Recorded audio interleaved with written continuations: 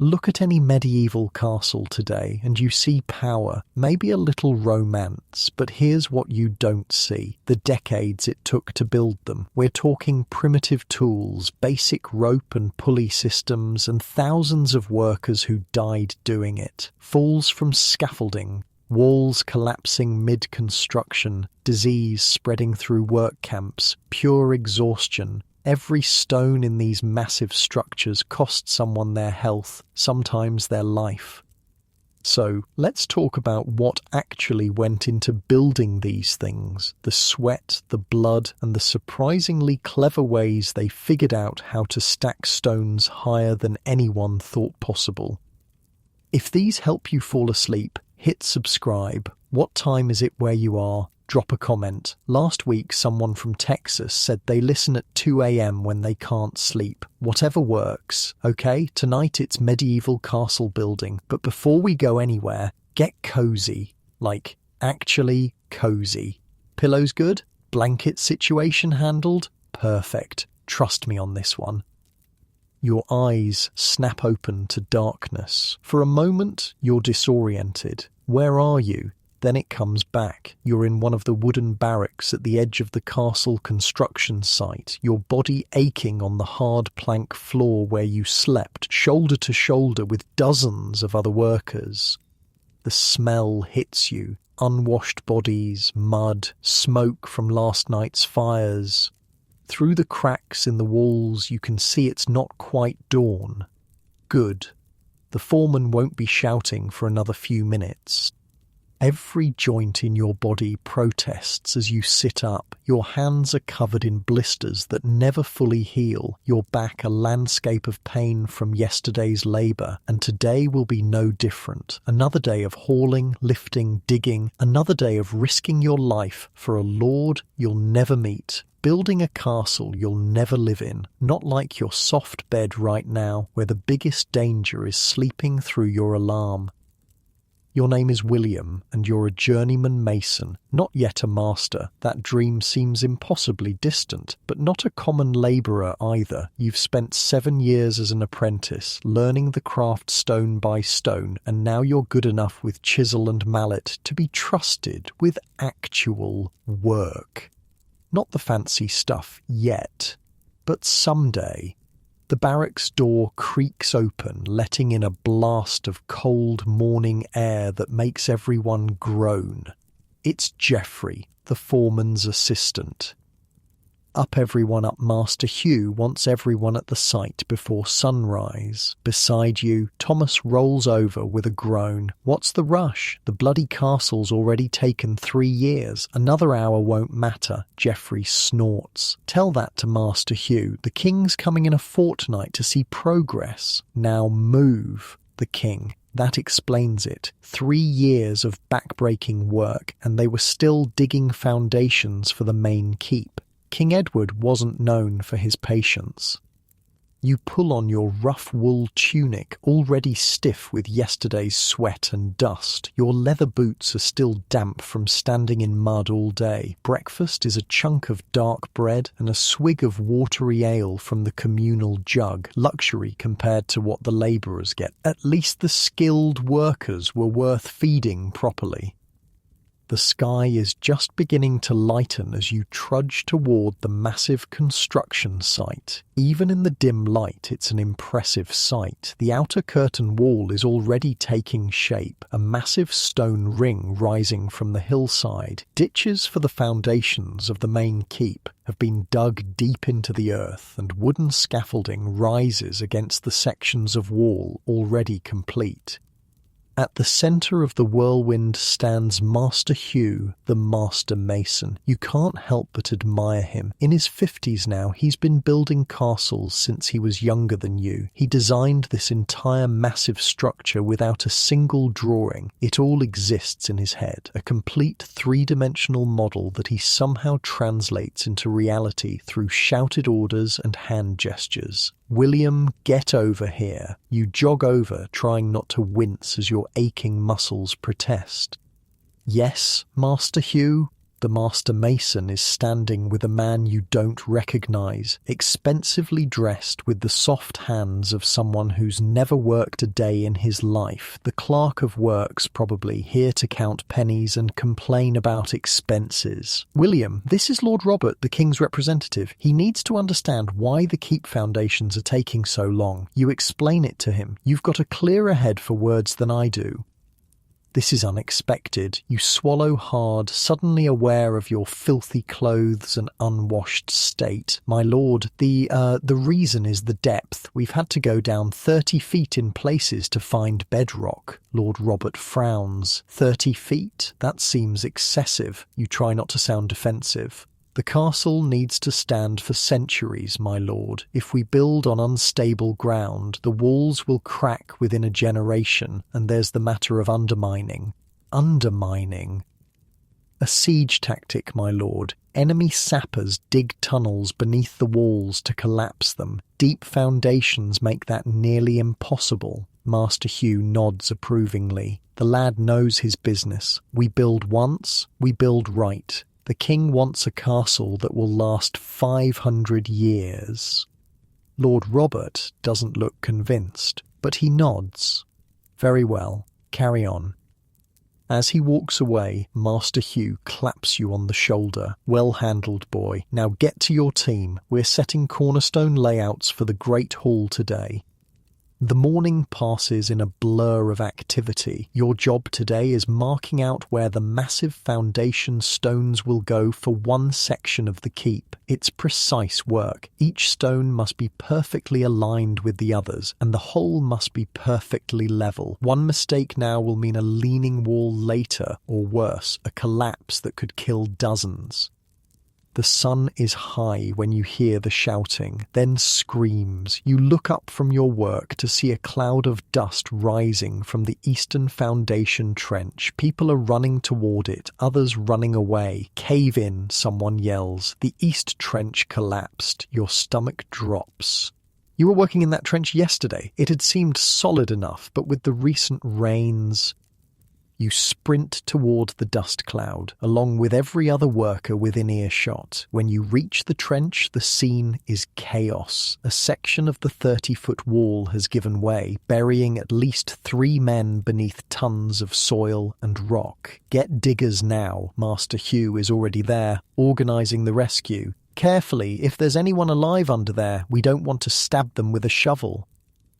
Men grab whatever tools are at hand, shovels, hands, even wooden bowls, and start digging frantically. You join them, scooping away soil with your bare hands. The dirt is heavy and wet, clinging to everything. Minutes pass, then an hour. Your fingers are bleeding from scraping against hidden rocks, but you keep digging. Here I found something. A labourer a few feet away has uncovered a hand, still twitching. The rescue redoubles its efforts, now focused on this one spot. Gradually, you uncover a face. It's Francis, one of the foundation diggers. Somehow, a fallen beam has created a small pocket of air that kept him from being crushed completely. When you finally pull him free, he's gasping, but alive. His legs are badly broken and he'll never work construction again, but he's alive. The other 2 men aren't so lucky. Their bodies are recovered as the day wears on, crushed beyond recognition. Master Hugh orders work to halt for the rest of the day, partly out of respect, partly because the ground needs to be shored up before anyone else goes down there. As the sun sets, the priest from the nearby village comes to say words over the dead. Later, around the fire, the mood is sombre. Death is no stranger to a castle construction site, but it never gets easier. You're sharing a jug of ale with some of the other masons when Master Hugh sits down beside you. "You did well today, William," he says quietly. "We lost 2 men and saved 1. Could have been worse." He takes a long drink. This is the part they don't tell you about when you're an apprentice. The lives it costs to build something that lasts. You nod, not sure what to say. "I've been watching you," he continues. "You've got an eye for the stone. You can see the shapes hiding inside it. Not everyone can do that. Thank you, Master." I'm getting old, William. My eyes aren't what they were. I need someone who can check my work, make sure I'm not missing anything. Your heart speeds up. This is as close to a compliment as the gruff master mason ever gives. I'd be honoured, you say. Don't be honoured yet? It means twice the work and none of the credit. He smiles slightly, but it also means you'll learn things only a master mason knows, things you can't learn any other way. As Master Hugh walks away, you stare into the fire, thinking, today you've seen both the cost and the opportunity of this life you've chosen. 2 men died today, their names soon to be forgotten, while the castle they helped build might stand for 1,000 years. And you've been offered a chance to learn the deepest secrets of your craft, to someday perhaps become a master mason yourself. Sleep doesn't come easily that night. The faces of the dead men float before your eyes in the darkness. The wooden barracks creak and settle around you, filled with the snores and occasional cries of exhausted men. Tomorrow the work begins again. The foundations must be dug, the stones must be laid. The castle will rise regardless of the cost. As you finally drift towards sleep, you wonder what future eyes will see when they look upon the finished castle. Will they see the grandeur, the power, the artistry, or will they sense the blood and sweat and lives that went into each stone? Will they know that every castle, no matter how majestic, is built on sacrifice? Just before consciousness fades completely, your mind makes one final connection. The foundation stones you're laying now will never be seen once the castle is complete. They'll be buried, hidden, forgotten, but without them nothing else could stand. Like the nameless workers who die building these stone giants, the true foundation remains invisible to history. In your dreams, you're standing on the completed castle walls, looking out over a kingdom, but the stones beneath your feet whisper the names of those who died to put them there. Dawn arrives with thin fingers of light stretching across the construction site. It rained during the night, turning the already treacherous ground into a sucking, clinging nightmare. You're back at the Eastern Trench, the same one that collapsed yesterday, killing 2 men. Overnight, the carpenters have installed wooden bracing to shore up the walls, but the sight still makes your stomach clench. Master Hugh stands at the edge, peering down with narrowed eyes. The king wants it deeper, he says, without looking at you. You can't hide your surprise. Deeper? We're already 30 feet down in places. King wants it impregnable, says the French have developed new undermining techniques. He spits into the mud. So we dig deeper, down to bedrock everywhere, not just at the stress points. A murmur runs through the gathered workers. Deeper means more danger, more collapses, more deaths, but nobody speaks up. What the king wants, the king gets. William, Master Hugh turns to you. I'm putting you in charge of this section. Pick 20 men, get them down there and shore up as you go. I want solid oak bracing every 3 feet, no exceptions. Your chest tightens. This is an opportunity, more responsibility than you've ever had, but it's also a death sentence if anything goes wrong. Yes, Master Hugh. As the Master Mason walks away, Thomas sidles up beside you. Congratulations, he's just made you the most hated man on the site. How's that? Someone dies down there now. It's on your head. You swallow hard, knowing he's right. Then we make sure nobody dies. Picking the team is your first challenge. You need strong men, but also careful ones, smart enough to spot danger, brave enough to face it, not the drunk ones, not the reckless ones. You settle on a mix of experienced diggers and a few younger, stronger labourers. Gervais, a burly Frenchman who's been digging castle foundations for 20 years, becomes your right hand. We use triangular bracing, he suggests in his thick accent. Stronger than square, distributes the weight better. You nod, grateful for his experience. Show the carpenters what you need. By mid-morning, your team is 30 feet underground, scraping away at the wet clay. The trench is now 15 feet wide and will eventually be filled with rough stone, mortar and rubble to create a foundation that could support the massive weight of a stone keep. The wooden bracing creaks ominously as you work, the only sound besides grunting and the scrape of shovels. The air down here is thick and heavy, hard to breathe. Sweat pours off everyone despite the cool temperature. Every now and then, a chunk of earth breaks loose from the wall and plummets down, causing everyone to flinch. Each time you imagine yesterday's collapse happening again. Tons of soil and rock crashing down, burying men alive. "Hit something," calls a voice from the far end of the trench. You slosh through ankle-deep muddy water to investigate.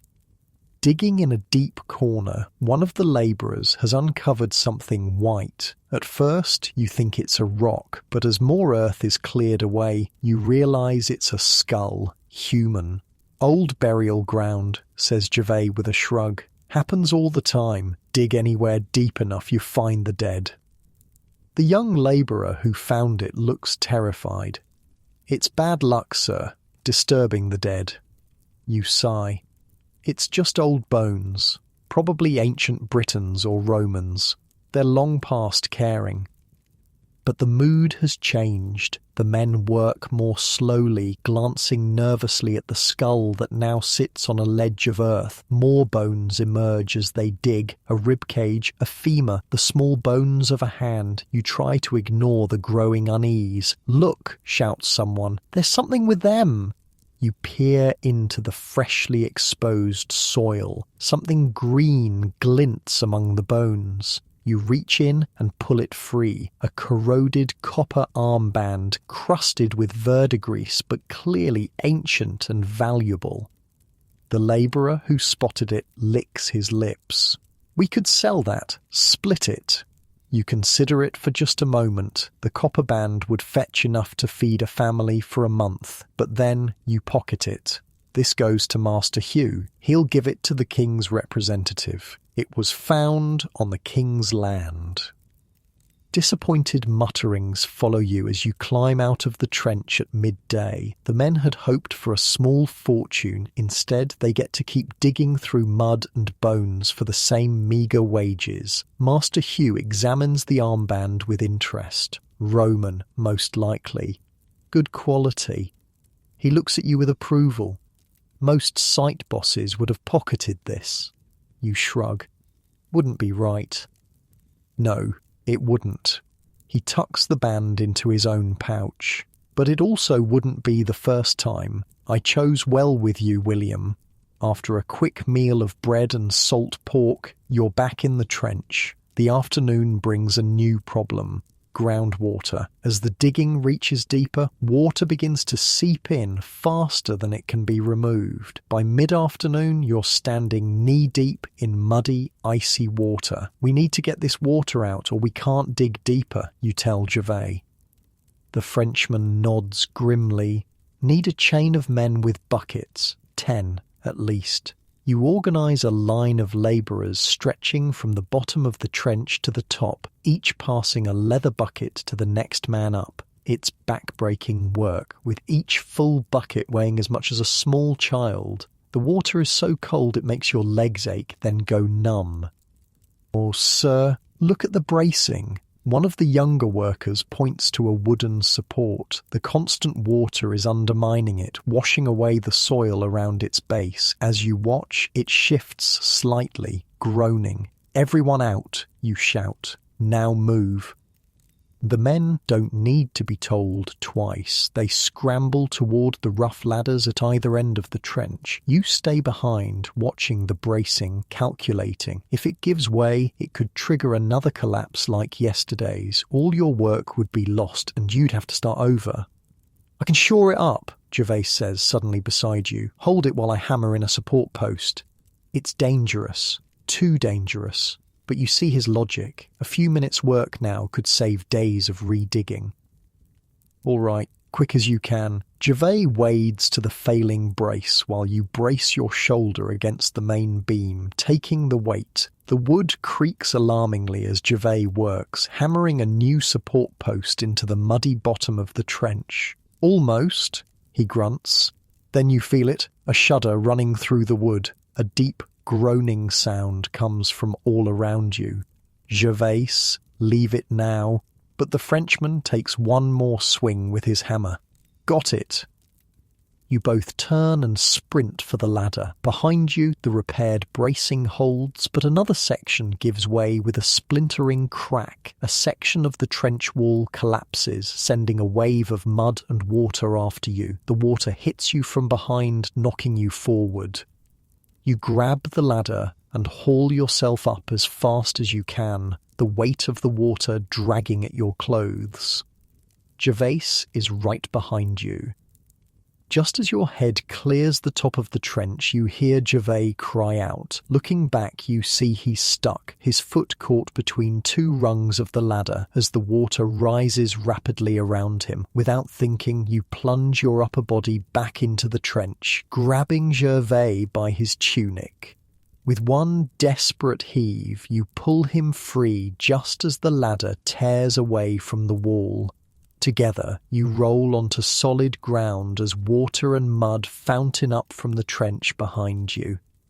For a moment, you both just lie there, gasping. Then Gervais starts laughing, a high, wild sound of pure relief. "You owe me an ale," you mutter. "I owe you my life," he replies, suddenly serious. "No man has ever pulled me from death before. You're saved from responding by the arrival of Master Hugh," face thunderous. "What happened?" You explain about the bracing and the water. To your surprise, he doesn't shout, he just looks tired. "How much did we lose?"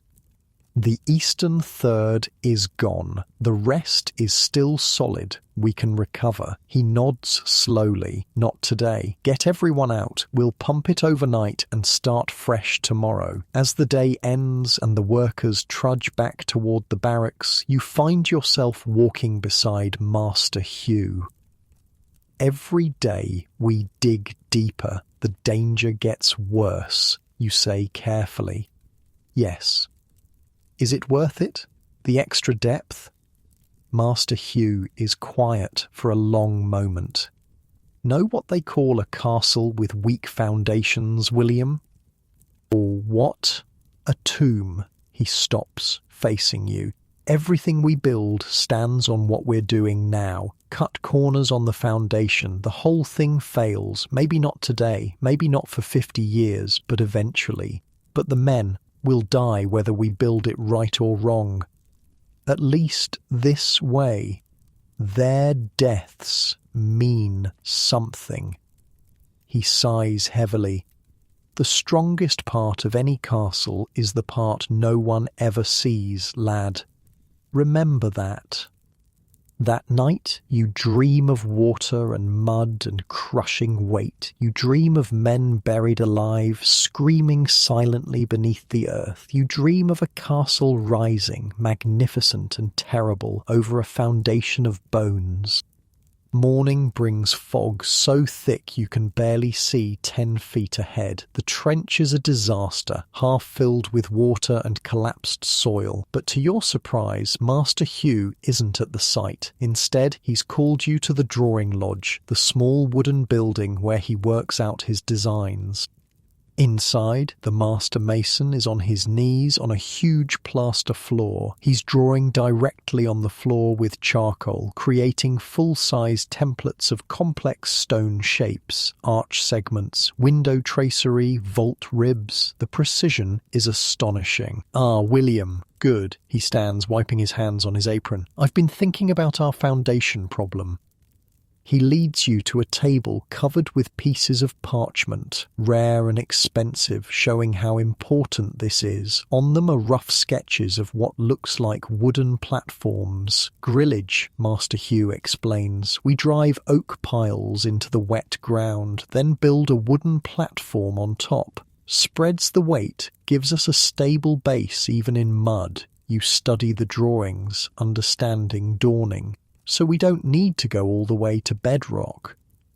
Exactly. The Romans used it. I saw it in France 20 years ago. He taps the parchment. We can cut the digging time in half. Fewer men in danger. The relief hits you like a physical force. That's brilliant. Master Hugh shrugs. It's experience, not brilliance. I've buried enough men to last a lifetime. He fixes you with a steady gaze. You're the same, aren't you? You care about the men. You nod, not trusting yourself to speak. Good.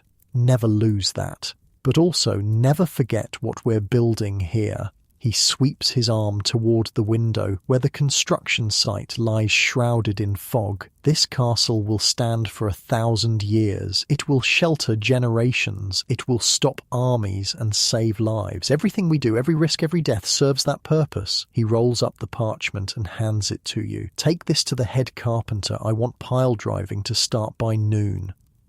The next days pass in a blur of activity. The new foundation method works better than anyone hoped. Oak trunks are sharpened at one end and driven deep into the earth with a ram, a massive weight raised and dropped by teams of men pulling on ropes. The noise is tremendous, a constant rhythmic booming that echoes across the valley.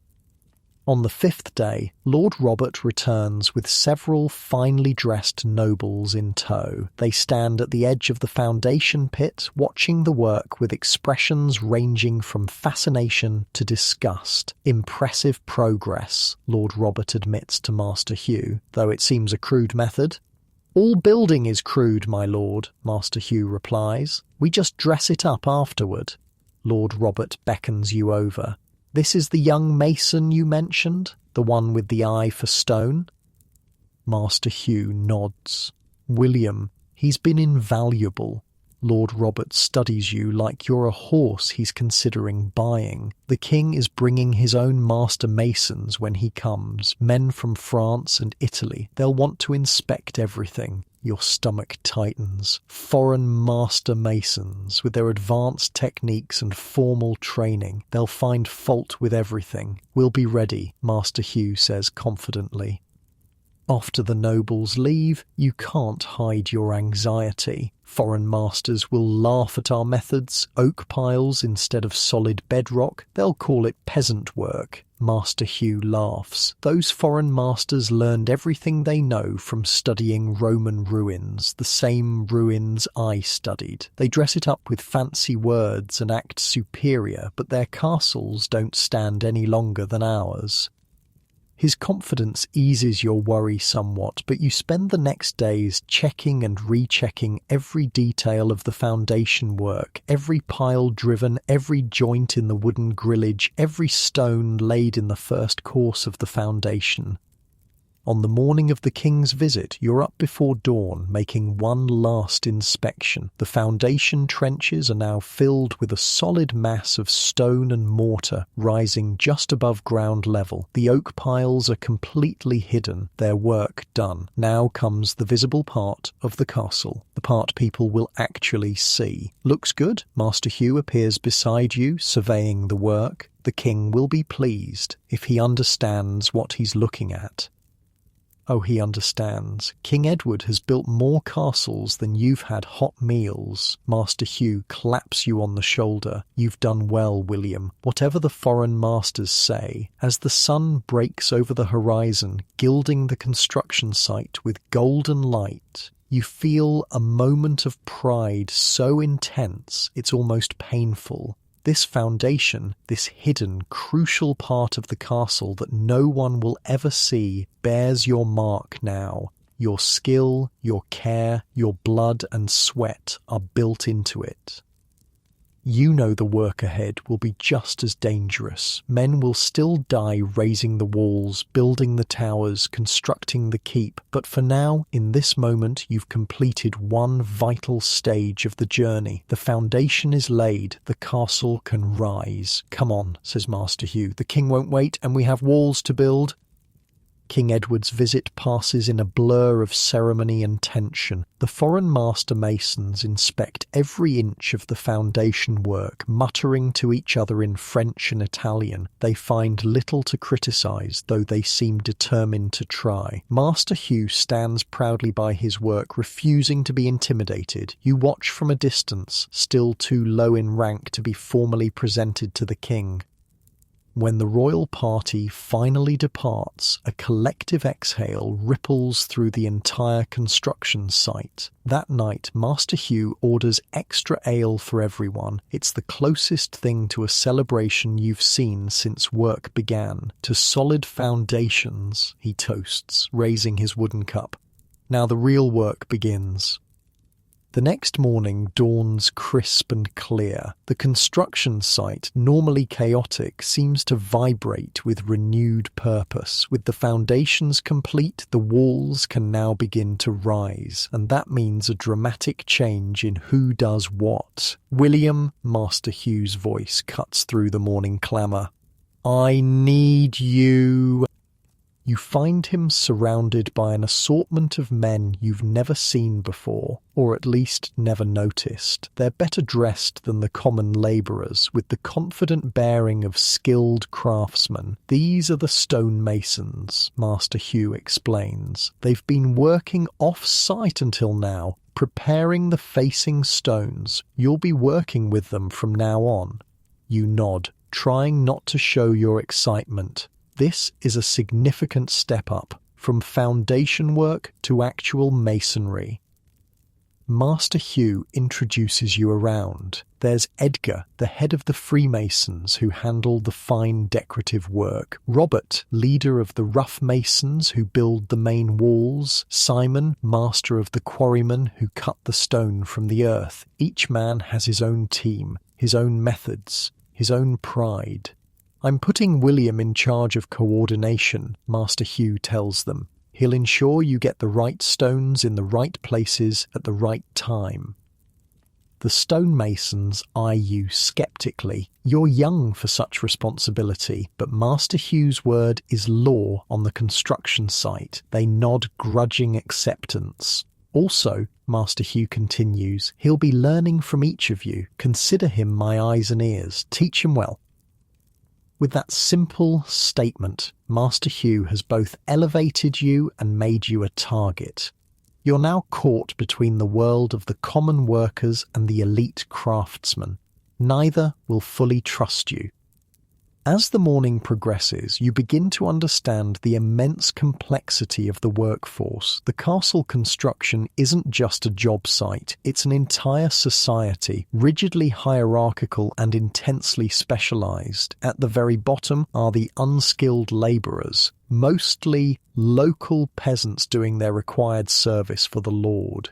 They dig, carry, haul, push, and lift from dawn to dusk for meagre pay and even more meagre food. Just above them are the semi-skilled workers, the mortar mixers, scaffold builders and assistants to the craftsmen. They earn a bit more and generally suffer less abuse. Then come the true craftsmen, the stonemasons, carpenters, blacksmiths and other specialists. They are the aristocracy of the workforce, commanding respect and relatively good pay. And above them all stands Master Hugh, who answers only to the king's representative. Your new position gives you a unique perspective on this complex human machinery. You move between all levels, from the mortar pit to the master mason's lodge. You see how each group views the others. Lazy bastards, mutters Thomas, a mortar mixer, when you tell him the stonemasons need more lime mortar for the facing stones. They work half as hard as us for twice the pay. Later, you hear the reverse from Robert the rough mason. These labourers are useless, can't tell a trowel from their own pricks. If I had decent help, we'd be twice as far along.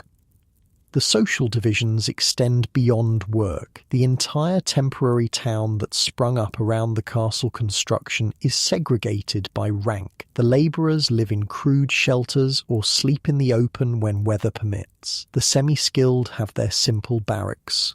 The master craftsmen rate individual huts. and Master Hugh has a proper wooden house. Mealtimes reinforce these divisions. The labourers eat gruel and the occasional piece of salt pork. The craftsmen get bread, cheese and meat. Master Hugh dines on fresh game and fish when available. Even the ale is different quality for different ranks. The injustice of it all strikes you as you move between these worlds, but it's the way things have always been, and if you're honest, you enjoy your new privileges. Better food, a corner of the barracks with slightly more privacy, and the respect that comes with your position. One afternoon, you're checking the work on the west wall when you notice a group of labourers struggling with a massive oak beam. It's meant to support a section of scaffolding, but they can't quite manoeuvre it into place. "Hold it steady," you call, moving to help. Together, you manage to lift the beam into position. The labourers look at you with surprise. Craftsmen rarely dirty their hands helping labourers. "Thanks," says one, a skinny youth with a shock of red hair. "Most masters would have just shouted at us." "I'm not a master yet," you reply, "and I was hauling beams like this last month." The redhead grins. "I'm what? Been here 2 months, hoping to learn a trade, but they keep me on hauling." You study him. He's thin but wiry, with intelligent eyes. "You want to learn masonry?" "Anything's better than carrying wood till my back breaks." You make a split-second decision. "Come find me tomorrow morning. I'll see if I can get you assigned to the mortar mixers." It's a start. Watt's face lights up. "Really? You'd do that?" You shrug. Everyone starts somewhere. The next day, true to your word, you speak to the head mortar mixer and get Watt reassigned. It's a small thing, but it feels good to help someone else rise a little in the hierarchy, just as Master Hugh helped you. As summer turns to autumn, the castle walls begin to rise visibly. The outer curtain wall is now chest-high in most places. The inner wall foundations are complete. The keep is beginning to take shape. The site has transformed from a muddy pit into something recognisably castle-like. But with this progress comes new dangers. One chilly morning, you're checking the quality of a newly delivered batch of facing stones when you hear a woman's voice, a rarity on the construction site. "Please, I need to speak with the master builder." You turn to see a young woman, obviously pregnant, confronting the site guard. Her clothes are poor but clean, her face lined with worry. "Master's not seeing nobody today," the guard says gruffly. "Got important work." "It's about my husband," she persists. "Jacob the carpenter. He didn't come home last night." You know Jacob slightly, a skilled scaffold builder who's been working on the upper levels of the curtain wall. A good man from what you've heard. "I'll help her," you tell the guard, who looks relieved to be rid of the problem. You lead the woman to a quieter spot. "I'm William, assistant to Master Hugh. Tell me what happened." "Jacob always comes home, no matter how late," she says, one hand resting on her swollen belly. "Last night he didn't. I waited all night. Something's wrong, I know it." Your first thought is that Jacob might have gone drinking and passed out somewhere. It wouldn't be the first time a worker disappeared for a night. But the woman's certainty gives you pause. "When did you last see him?" "Yesterday morning, before work. He was helping build scaffolding on the north wall." The north wall, where they've been working at height, raising the wall to nearly 20 feet in some sections. A cold feeling settles in your stomach. "Wait here," you tell her. "I'll find out what happened." You head straight to the north wall, where work is already underway for the day. The scaffolding rises precariously, wooden planks creating narrow walkways for the masons. You scan the workers but don't see Jacob. "I'm looking for Jacob the carpenter," you tell the foreman in charge of this section. "His wife's here, says he didn't come home." The foreman's face darkens. "You haven't heard then?" Heard what? There was an accident last night. Late. They were working by torchlight to finish the scaffolding. He points up to a section where the planking looks newer than the rest. A board broke. Jacob fell. Your throat tightens. How bad? Bad enough? They took him to the hospital tent. You thank him and hurry to the hospital tent, a large canvas structure on the eastern edge of the site. Inside, it smells of blood, sweat, and herbal remedies. Several pallets line the ground, most occupied by injured workers. Brother Thomas, a monk from the nearby monastery, who serves as the site's physician, is tending to a man with a bandaged arm. You wait impatiently for him to finish. I'm looking for Jacob the carpenter, you say when he turns to you. Fell from the scaffolding last night. Brother Thomas's expression tells you everything before he speaks. I'm sorry, he died an hour before dawn. Internal bleeding, I think. Nothing I could do. His wife is here, pregnant with their child. The monk sighs heavily. Bring her. She should see him before they bury him.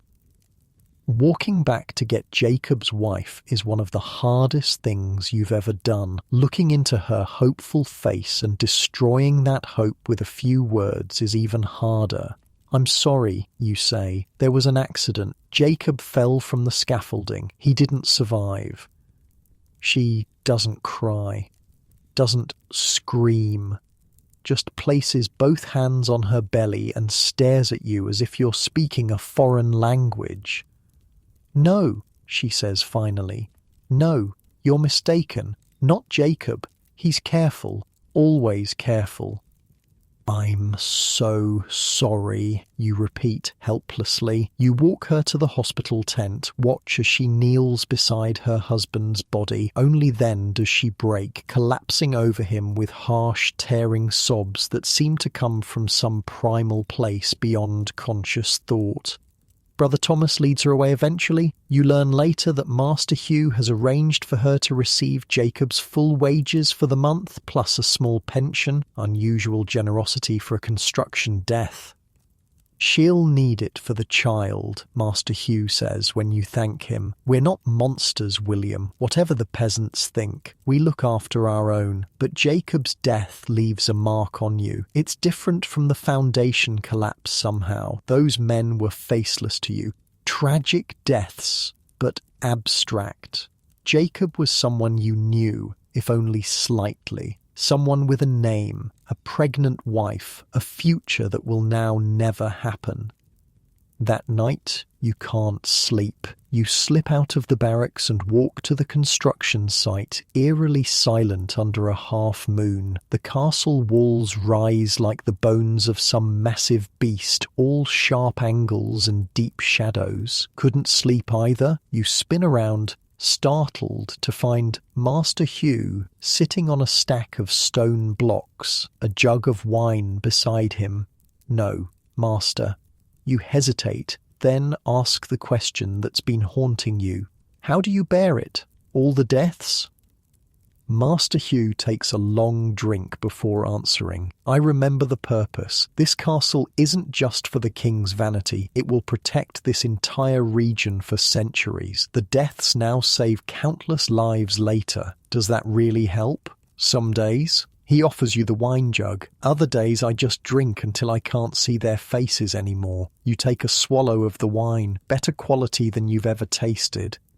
Jacob wasn't the first, Master Hugh continues. Won't be the last. Every castle costs lives, William. The stones demand blood. It's always been so. You stare up at the unfinished walls, thinking of all the castles you've seen in your life. Had each one been built on sacrifice like this? How many nameless workers died so that lords and ladies could live in stone fortresses? I keep a list, Master Hugh says quietly. Every man who dies under my command, their names, how they died, someone should remember them. This surprises you. Master Hugh has always seemed pragmatic to the point of coldness. The revelation of this private ritual of remembrance shows a different side of the man. I'd like to see it someday, you say. The list. If you stay in this trade, you'll start your own soon enough. He reclaims the wine jug. Now go get some sleep. Tomorrow we start on the gatehouse foundations, and I need you clear-headed. The next weeks blur together in a haze of constant activity. The workforce swells as more specialised craftsmen arrive. Blacksmiths to forge iron fittings, lead workers for the roofing, carpenters for the interior structures. The temporary town around the castle grows accordingly, sprouting new buildings almost daily. You find yourself acting more as Master Hugh's deputy than just his assistant. He trusts you to oversee entire sections of the work while he focuses on planning the next stages. You move constantly between different teams, solving problems, smoothing conflicts, ensuring the complex dance of construction continues without pause. The weather turns colder. The first snowflakes appear, sending a ripple of concern through the site. Winter will soon halt most of the stonework as mortar can't set properly in freezing temperatures. There's a push to complete as much as possible before the real cold sets in. The pressure leads to longer hours and more accidents. A labourer loses 2 fingers to a dropped stone. A carpenter falls and breaks his leg. A blacksmith is badly burned when his forge spits hot metal.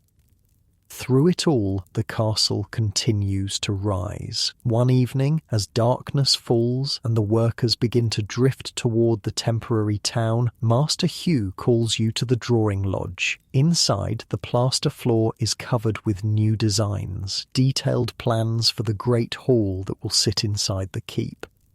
"What do you think?" he asks, gesturing to the drawings.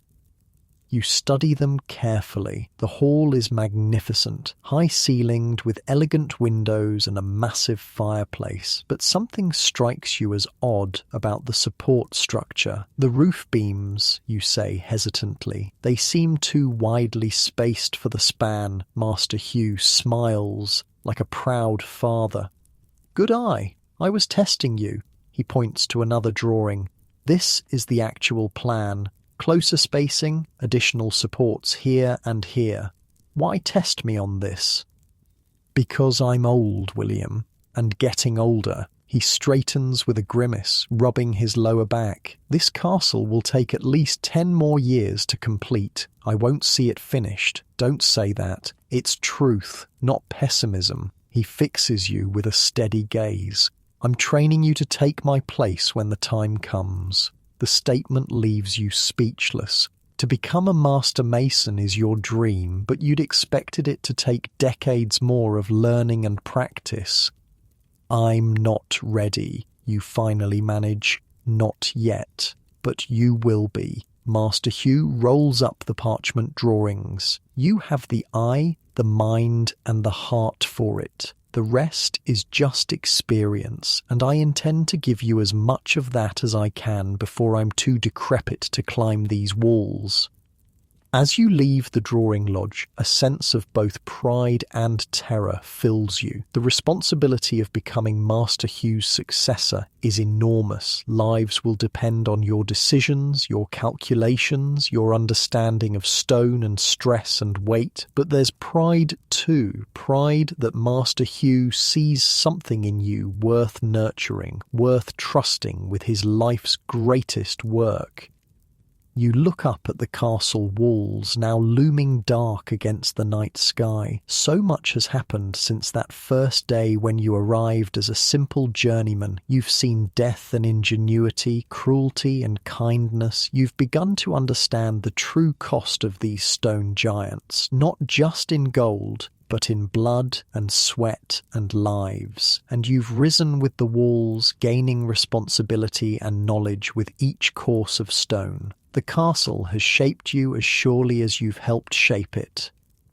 Tomorrow brings new challenges, the gatehouse, the great hall, the towers, winter weather, but tonight, under the cold stars, you allow yourself a moment of quiet pride. You're part of something that will outlive you by centuries, something that will stand as a testament to human skill and determination long after your name is forgotten, a legacy written in stone.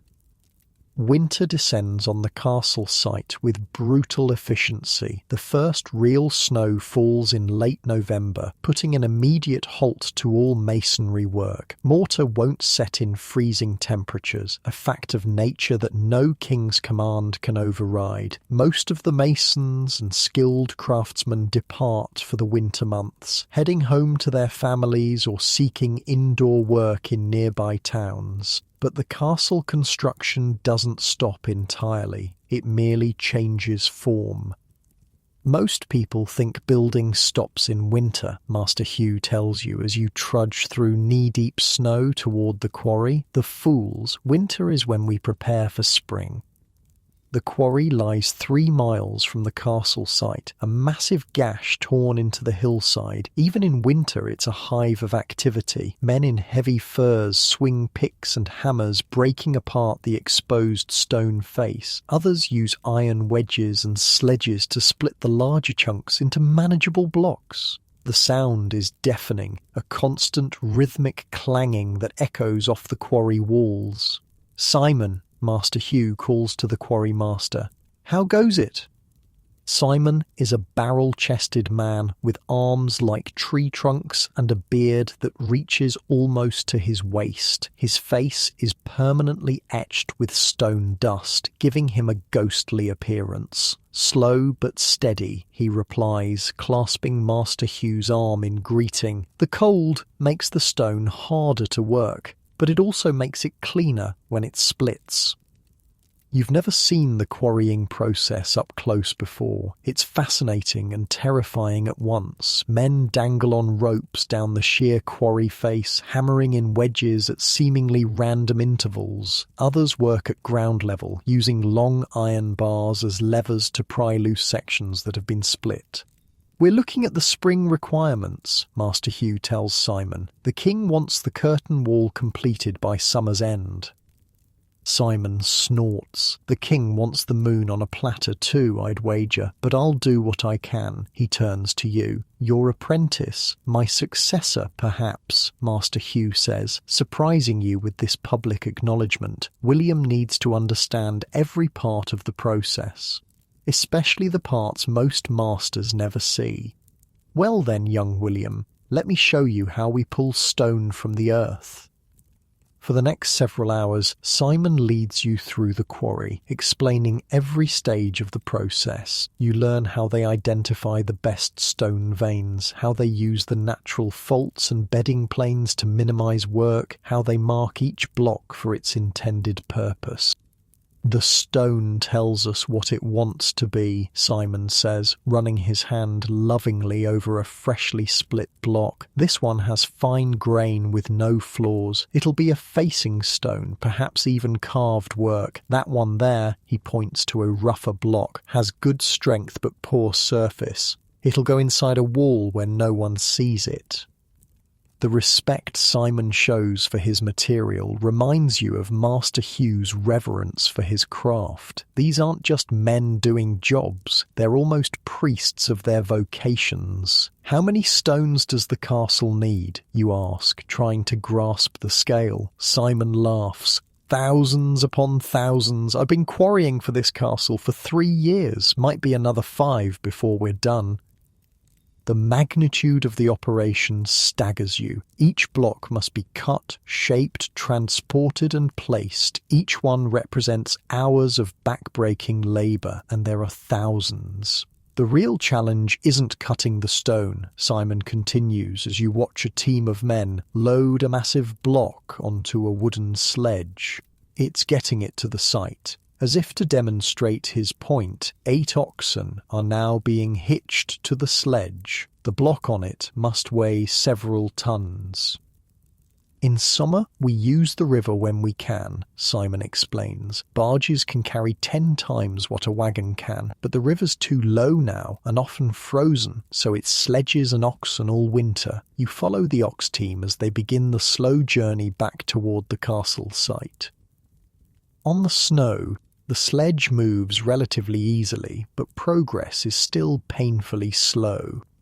The oxen strain against their harnesses, breath steaming in the cold air as they drag their massive burden inch by inch. The teamster walks alongside, occasionally cracking a whip over the oxen's backs, but mostly coaxing them with a steady stream of encouragement. Good beasts are worth more than good men on a job like this, the teamster tells you when you fall into step beside him. A man might work hard for a day or two, then slack off. An ox pulls with everything it's got until it drops dead. You watch the massive animals, their muscles rippling beneath shaggy winter coats, and silently agree no human could match their raw power and endurance. The journey back to the castle takes most of the day, though the distance is short. When you finally arrive, the sun is already setting, casting long shadows across the snow-covered construction site. "Where does the stone go now?" you ask the teamster. "To the mason's lodge for now." He nods toward a large wooden structure near the edge of the site. They'll work it all winter, shaping it so it's ready for spring. Inside the mason's lodge, it's surprisingly warm. Several braziers burn steadily, their smoke escaping through a hole in the roof. A dozen or so masons who've stayed through the winter are at work, chisels ringing against stone as they shape rough blocks into precisely dimensioned pieces. Master Hugh leads you around, explaining the process. Each stone must be cut to exact measurements. The facing stones need smooth surfaces. The arch segments need perfect angles. Nothing can be rushed. You watch one mason working on what appears to be part of a window embrasure. His chisel moves with astonishing precision, each tap removing exactly the amount of stone needed, no more, no less. It will take him days to finish this one piece. "This is why winter is so valuable," Master Hugh says. "Without the pressure to build, we can focus on getting each piece exactly right." That night, you dine with Master Hugh in his house, a rare privilege. His winter quarters are humble but comfortable, with a good hearth and actual glass in the windows. His table is set with pewter plates rather than wooden trenchers, and the food is several steps above what's served in the workers' barracks. Over a surprisingly good venison stew, Master Hugh explains the next day's agenda. "We'll visit the lime kilns tomorrow. You need to understand mortar production if you're ever to become a master." "Is that what you did as an apprentice? Learn every aspect of the work?" Master Hugh chuckles. "Not formally, no. I learned by doing, by failing, by watching. There was no master generous enough to show me the entire process." He takes a drink of wine. "That's why I'm showing you, so you don't have to make all the mistakes I did." The next morning dawns brutally cold. The breath freezes in your beard as you walk beside Master Hugh toward the lime kilns, located a mile from the main site. Even before you can see them, you can smell the kilns, an acrid, burning odour that makes your eyes water and your throat constrict. Then you hear them, a low, constant roaring like some beast breathing fire.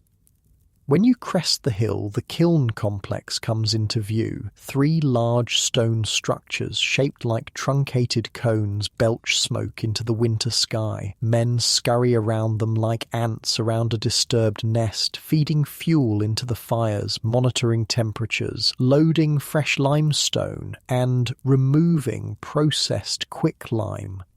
"Impressive, isn't it?" Master Hugh says.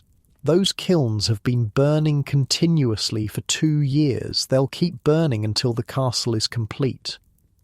The heat radiating from the kilns is incredible. As you approach, the biting cold of the winter morning gives way to an almost summer-like warmth. The workers strip to their tunics despite the snow all around them. The kiln master is a thin, weathered man named Edwin, with permanently reddened eyes from the smoke and lime dust. He greets Master Hugh with obvious respect. "Come to check on your mortar supply?" he asks.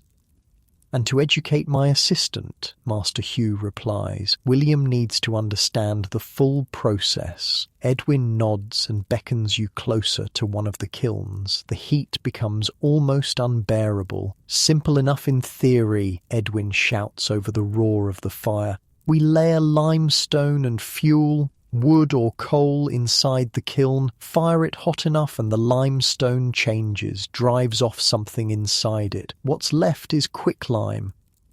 You peer cautiously into the kiln's opening. Inside, it glows orange-white with heat. Men are adding more fuel, their faces shiny with sweat, their movements quick and precise. A mistake here could mean horrible burns. The trick is the temperature, Edwin continues. Too cool, the limestone doesn't convert fully. Too hot, it becomes useless. We need to keep it between 800 and 900 degrees, day and night, without instruments. How do you know the temperature, you ask? Edwin grins, revealing several missing teeth, by colour, by sound, by smell. After 20 years, your body knows, even if your mind doesn't. He leads you to where the processed quicklime is being unloaded from another kiln. Men with long iron tools pull out what look like white-hot rocks, dropping them into metal containers. Dangerous stuff, quicklime, Edwin warns. It burns flesh worse than fire if it's fresh from the kiln. Even after it cools, it can blind you if it gets in your eyes. And when water hits it, he makes an explosive gesture with his hands. Violent reaction, heats up enough to boil water or set wood alight.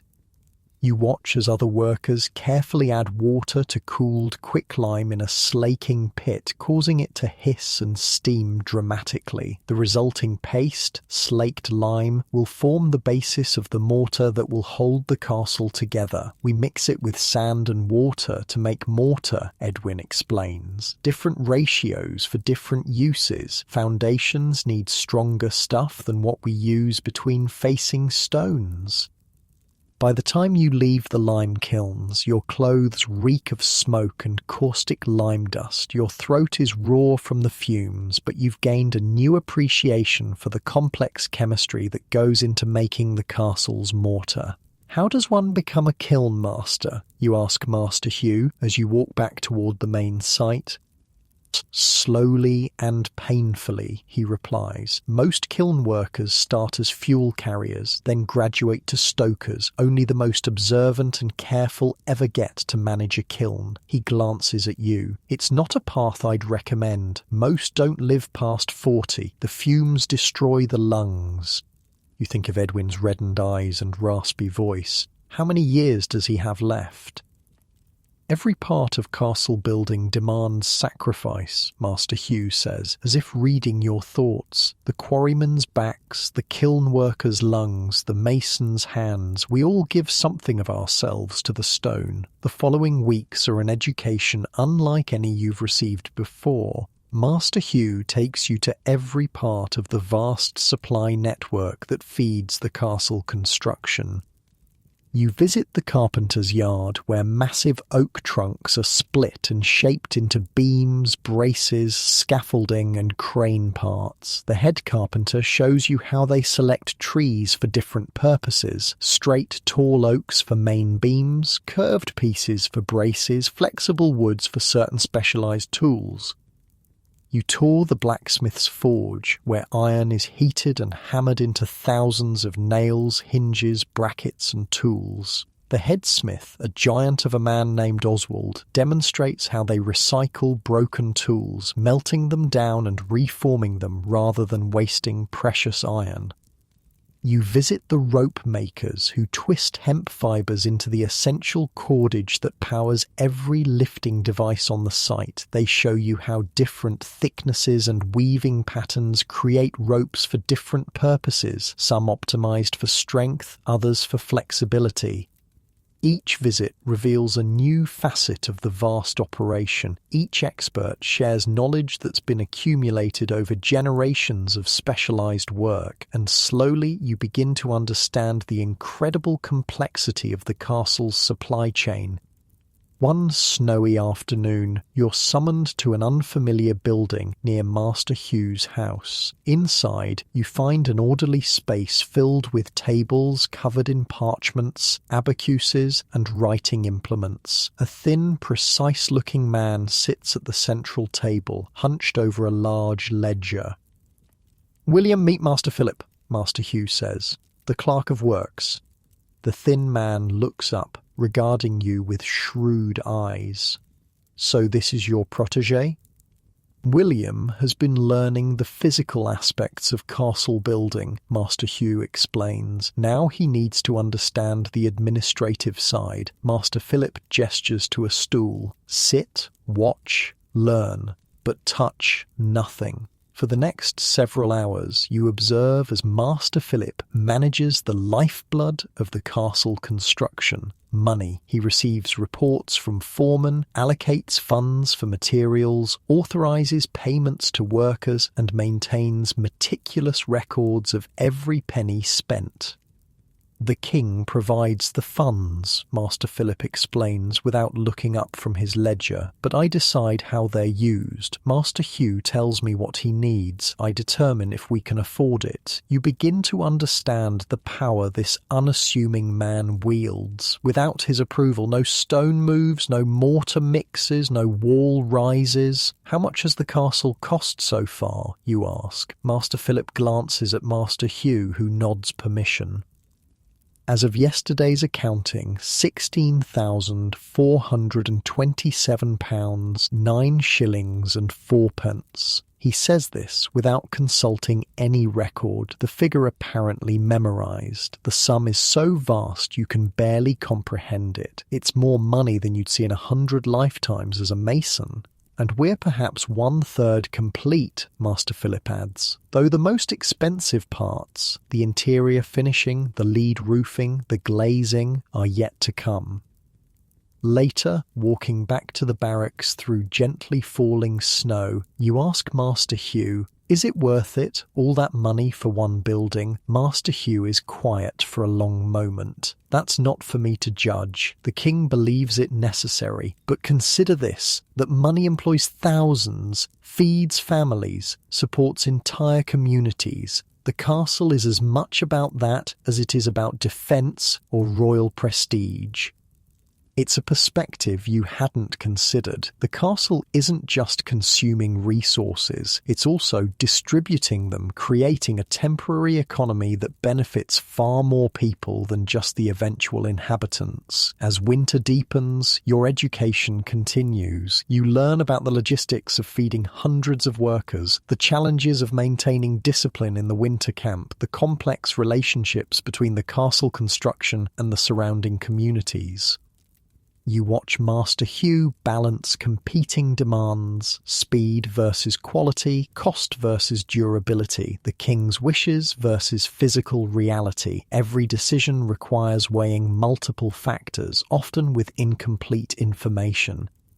On the winter solstice, the shortest day of the year, work halts for a rare holiday. Even the lime kilns bank their fires. Workers who've remained through the winter gather for a feast, modest by noble standards but lavish compared to normal fare. Ale flows freely. Music and singing continue late into the night. You find yourself sitting with Watt, the former labourer you helped promote to mortar mixer months ago. He's done well, rising to become an assistant to the head mortar maker. "Never thought I'd make it this far," he tells you, cheeks flushed with ale and firelight. "Figured I'd die a labourer like my father." "You've got a good eye for consistency," you reply. "That's rare. All thanks to you giving me a chance." He raises his cup. "To moving up in the world." You clink cups and drink, wondering where Watt might end up. Perhaps someday he'll be a master in his own right. As the festivities wind down, you notice Master Hugh sitting alone, staring into the bonfire. You join him, saying nothing, just sharing the moment of quiet amidst the celebration. "I won't see another winter here," he says finally. You look at him sharply. "What do you mean?" "My bones ache, William." Every morning it gets harder to rise. My eyes aren't what they were. He takes a drink. The king has agreed I can retire after the spring laying season. Someone else will finish the castle. The news hits you like a physical blow, but there's so much left to do. The keep, the great hall, the inner gates, all designed already. He taps his temple. All here and all on parchment now too. The next master will have the plans. Who will it be? The next master? Master Hugh looks at you directly. That depends on you. The coming season is your test. If you're ready by summer, I'll recommend you to the king. You stare at him in disbelief. Me? But I'm not even a master mason yet. Titles are just words. Skill is what matters. He pokes at the fire with a stick. Besides, I was younger than you when I got my first castle commission. The possibility is both thrilling and terrifying. To become master mason for a royal castle would be a meteoric rise, but the responsibility would be crushing. One mistake, one miscalculation, and walls could collapse, men could die, your reputation would be ruined. I don't know if I'm ready, you admit. No one ever does, Master Hugh replies. But spring is coming, the walls will rise again, and you'll rise with them, or you won't. He stands, joints audibly creaking. Get some rest. Tomorrow we plan the spring work, and I need your eyes clear. As he walks away, you remain by the fire, watching the flames dance against the winter night. Around you, the castle site slumbers under its blanket of snow, waiting for spring to awaken it once more. You think of everything you've learned over the winter, the vast network of specialists and suppliers, the complex logistics, the administrative machinery that turns royal gold into stone and mortar and timber, and you wonder if you truly can master it all by summer. The enormity of castle building has never been clearer to you. It's not just about stacking stones or directing workers. It's about orchestrating 1,000 moving pieces, balancing competing needs, making decisions that will last for centuries. Are you ready? Perhaps not. But as Master Hugh said, spring is coming. The walls will rise again, and you with them, or not. Spring arrives reluctantly, teasing with warm days followed by bitter cold snaps, but eventually the ground thaws enough for masonry work to resume. The castle site, dormant through the winter months, explodes into frenzied activity. Hundreds of workers return from their winter sojourns, and the temporary town swells to 3 times its winter size. For you, spring brings new responsibilities. Master Hugh makes good on his promise, putting you in charge of the western curtain wall construction. It's a test, and you know it. Your performance here will determine whether he recommends you as his replacement.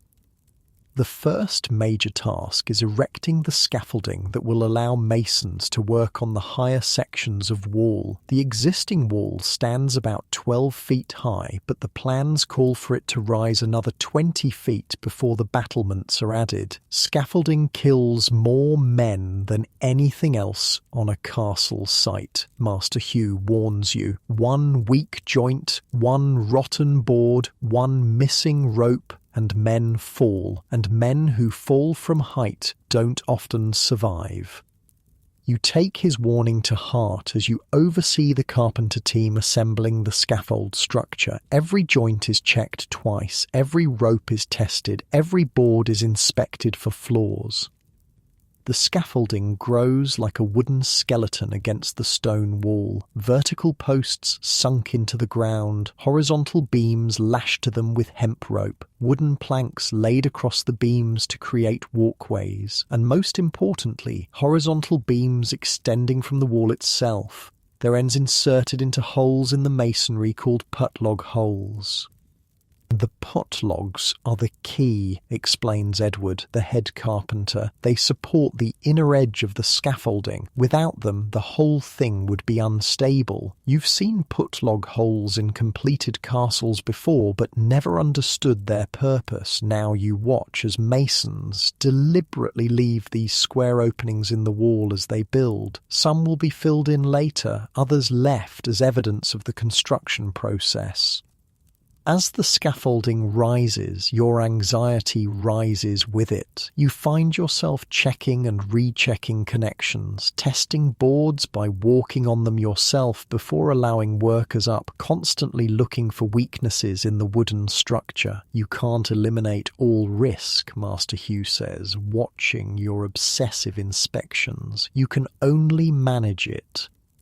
But the consequences of failure are so dire that you can't bring yourself to relax your vigilance. The image of Jacob the carpenter, broken and dying after his fall, is still too vivid in your mind. The first day of high work arrives. The scaffolding now rises 20 feet above the ground on the outer side of the wall, with multiple levels connected by wooden ladders. A team of masons will work on each level, laying the next courses of stone as the wall grows higher.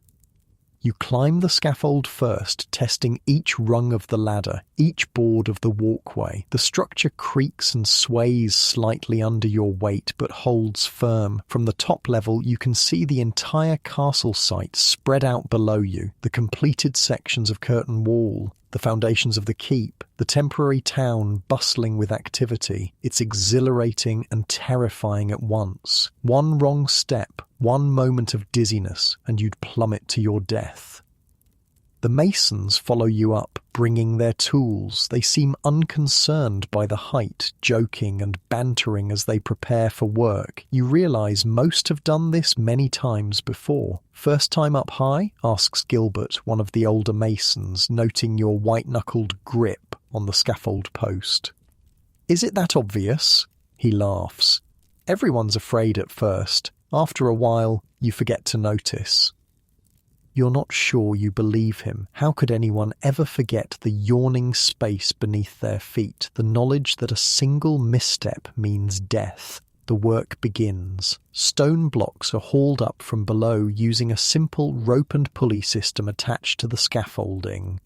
Mortar is carried up in buckets. The masons work with impressive speed and precision, setting each block, checking it for level, tapping it into perfect position. You move along the scaffolding, inspecting the work, offering guidance when needed. Each step is taken with deliberate care. Each time the wind gusts, sending the wooden structure swaying slightly, your heart jumps into your throat. By midday, you've grown somewhat accustomed to the height. Your movements become more natural, less stiff with fear, but your respect for the danger never diminishes. You watch the workers constantly, alert for any sign of carelessness. For water, you call down to the ground crew. The day has grown hot and dehydration on the scaffolding is dangerous. Men who grow dizzy from thirst might lose their balance. Buckets of water are sent up and work pauses briefly as the men drink. You use the moment to check the scaffolding again, testing joints, examining ropes for wear. You worry too much, Gilbert tells you, wiping his mouth after a long drink. This scaffold is solid. I'd rather worry too much than mourn another dead man, you reply. Work resumes. The wall grows steadily, one course of stone at a time. Each new course requires the scaffolding to be adjusted, new putlogs inserted into fresh holes in the masonry, new planking laid. Late in the afternoon, as the shadows lengthen, you hear a sharp crack from somewhere below, then shouts of alarm.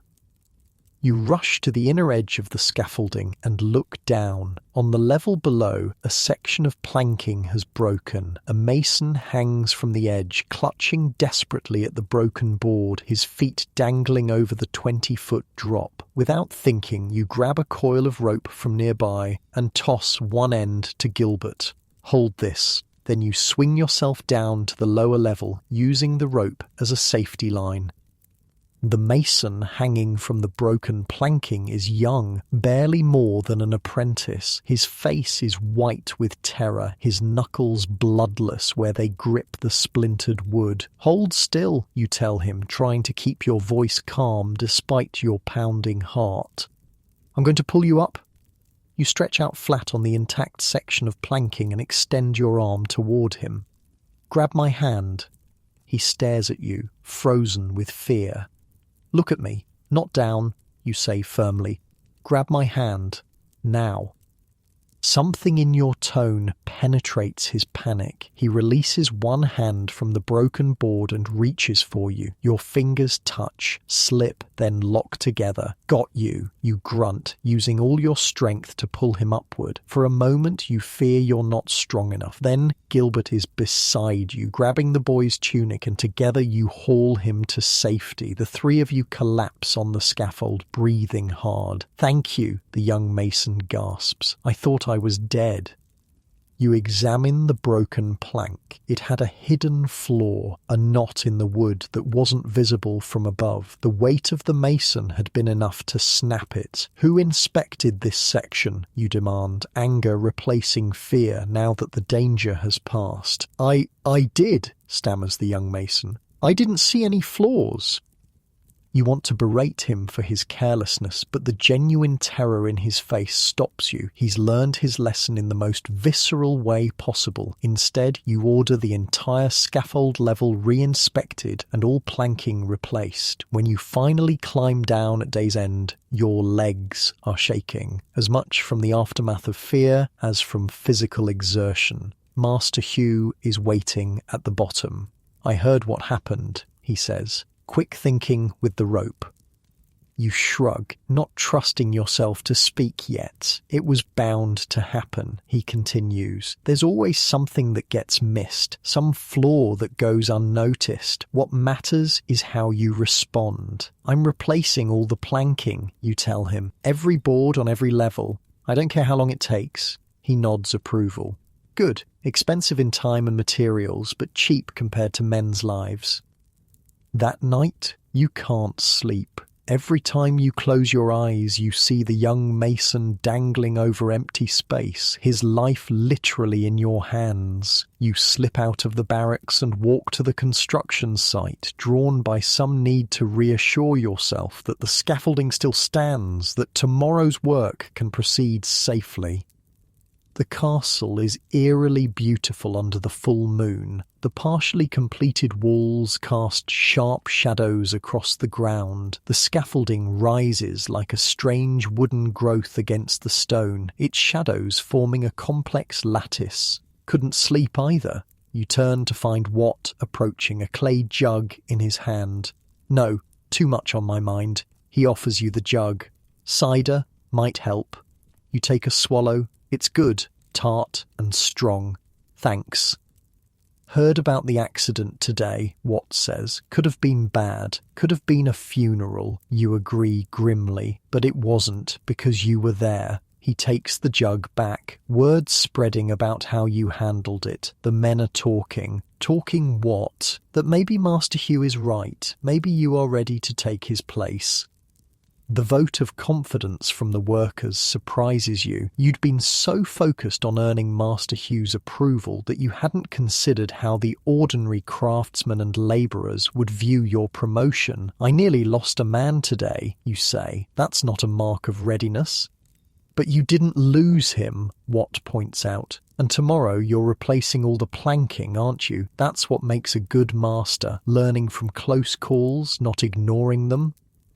His words echo Master Hugh's, and you find yourself wondering if perhaps they're right. Perhaps readiness isn't about perfection, but about how you handle the inevitable problems. The next day, true to your word, you have every plank in the scaffolding replaced with fresh, carefully inspected timber. It costs a full day of work, drawing a disapproving visit from Master Philip, the Clerk of Works, who questions the expense. But you stand firm, backed by Master Hugh.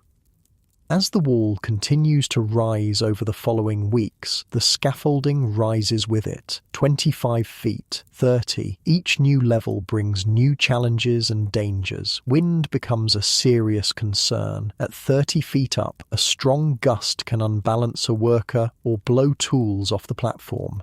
You institute a rule. When the pennant atop Master Hugh's house stands straight out in the wind, high work stops. Rain, too, becomes a deadly hazard. Wet planking turns slippery as ice after a worker slides off the edge, saved only by his fall being broken by a lower scaffold level. You order work halted at the first drop of rain. These safety measures aren't popular with everyone. Some of the veteran masons grumble about lost work time. Master Philip complains about delays to the schedule. Even some of the labourers, paid by the day, resent missing wages when work stops. They'll complain more if they're dead, is your unsympathetic response. One particularly vexing problem is the transport of mortar to the highest levels of scaffolding, carried in buckets up the narrow ladders, too much spills, and what arrives is often beginning to set, making it difficult to work with. After watching the masons struggle with this for several days, you devise a solution, a simple wooden trough that runs from ground level up to the work area, with a series of small windlasses to control the flow. Fresh mortar can now be poured in at the bottom and drawn up as needed, arriving in perfect consistency.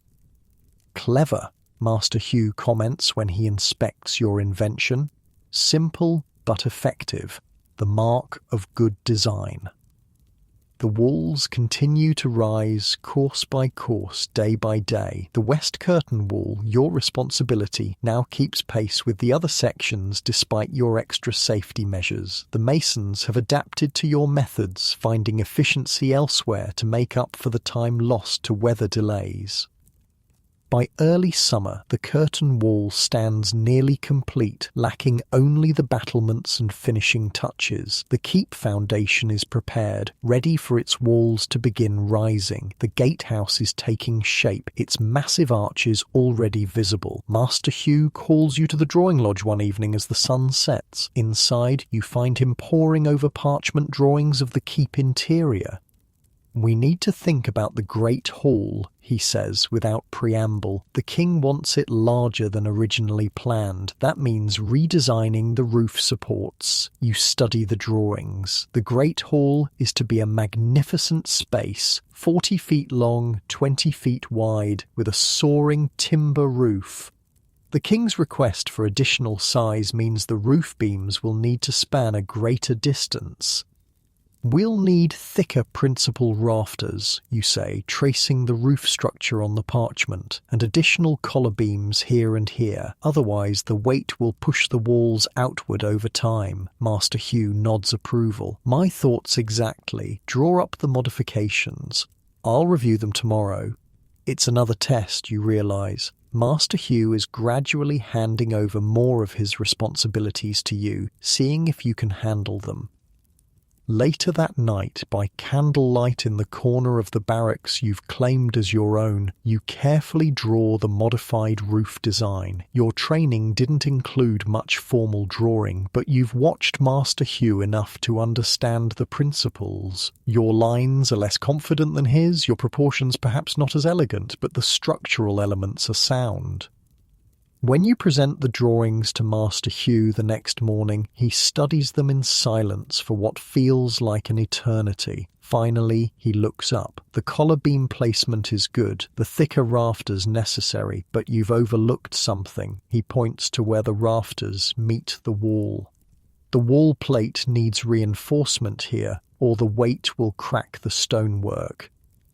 You study where he's pointing and immediately see he's right. In focusing on the roof structure itself, you've neglected its connection to the walls. "I've made a note," Master Hugh says, showing you his correction. "Otherwise, it's well done. The king will approve it." The mixture of praise and criticism is typical of Master Hugh. Just enough encouragement to keep you motivated, just enough correction to keep you humble. As summer progresses, your confidence grows along with your responsibilities. Master Hugh increasingly delegates decisions to you, stepping in only when absolutely necessary. The workers have grown accustomed to taking orders from you directly, seldom questioning your authority. The scaffolding, once a source of terror, has become merely another workplace hazard to be managed. You still inspect it rigorously, still enforce your safety rules without exception, but the fear that once gripped you has faded to a healthy respect. One blazing hot afternoon, as you're inspecting the nearly completed battlements atop the western curtain wall, you find Master Hugh already there, standing at the very edge, looking out over the surrounding countryside. "Beautiful view," he says as you join him. "One forgets, working down in the dirt, what we're really creating here. Not just walls and towers, but a new landmark. This castle will define this landscape for centuries." From 30 feet up, you can see for miles in every direction. The castle site, once just a bare hill, has been transformed. The outer curtain wall forms a massive stone ring. Within it, the inner walls are taking shape, and the foundations of the keep rise from the center like the beginnings of a stone mountain. It's magnificent, you agree, and it's not even half finished. Or, no, but the hardest part is done. Master Hugh turns to face you. The foundations are solid, the curtain wall nearly complete. The rest is, he waves his hand, details. You laugh. Details that will take another 5 years. Perhaps. He gazes at you thoughtfully. But not my years. I've spoken with the king. He's agreed to my retirement at the end of this month, and to my recommendation for my replacement. Your heart beats faster. And you will be the new Master Mason if you accept. He holds up a hand to forestall your response. Think carefully before you answer. This is not just an honor, it's a burden. Every decision, every mistake, every triumph and tragedy from this point forward will be yours to bear. You look out over the vast construction site, thinking of all you've learned since that first day when you arrived as a simple journeyman. The foundation trenches, the scaffolding, the logistics and materials, the lives lost and saved. Master Hugh has shown you every aspect of castle building, preparing you for this moment. Are you ready? Perhaps not entirely, but whoever is. I accept, you say, your voice steadier than you feel. Master Hugh nods, satisfaction evident in his weathered face. Good, we'll inform the king together. He extends his hand. Congratulations, Master William. As you clasp his hand, you feel the weight of responsibility settling on your shoulders, heavier than any stone, more binding than any mortar. But there's pride too, and determination. The castle will rise, and now it will rise under your direction. From your high perch atop the curtain wall, you look down at the workers below, tiny figures moving like ants across the construction site. They don't know yet that soon you'll be their master, that their lives will be in your hands more directly than ever before. The thought is sobering. But as the summer breeze cools your face and the solid stone beneath your feet reminds you of all you've accomplished, you find a strange peace in the challenge ahead.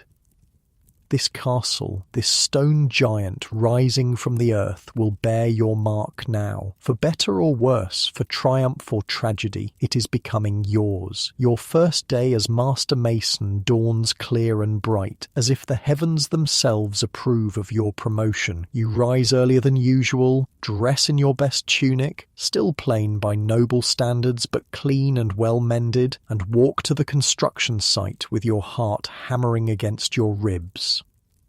Word of your appointment has spread overnight. As you approach, workers pause in their tasks, watching you with expressions ranging from curiosity to skepticism to outright resentment. At 27, you're young for such responsibility. Some of the craftsmen have been working their trade since before you were born. Master Hugh, now simply Hugh, as he's reminded you to call him, meets you at the drawing lodge. His personal possessions are already packed, ready for his departure tomorrow.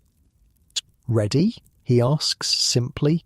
No, you admit. But I'll do it anyway. He laughs. Good answer. Come, I've arranged something special for your first day. He leads you to the east side of the construction site, where work on the keep foundations is complete. Now the walls of the central fortress must begin to rise, and for that you'll need to lift massive stones higher than ever before.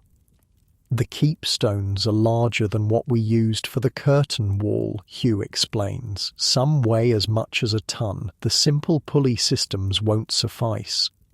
You nod, understanding the problem immediately. The methods used to raise stones for the 30-foot curtain wall, simple rope and pulley arrangements operated by men pulling from below, lack the power for the keep's requirements. The keep will eventually rise to over 60 feet, with walls thick enough to withstand the most determined siege. So, what's the solution? Hugh grins. It arrived yesterday. I've been saving it for this moment.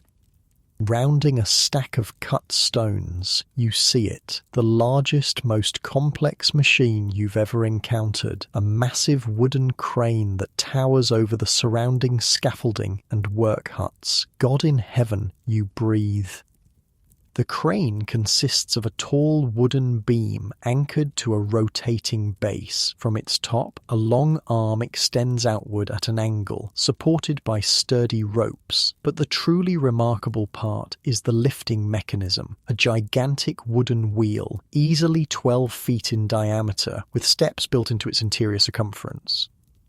A treadwheel crane, Hugh says with evident pride. The Romans used similar devices, but this design comes from the cathedral builders of France. It can lift the heaviest stones to the full height of the keep. Workers are already swarming around the crane, making final adjustments under the direction of a short, barrel-chested man with an enormous beard. He approaches as he sees you and Hugh.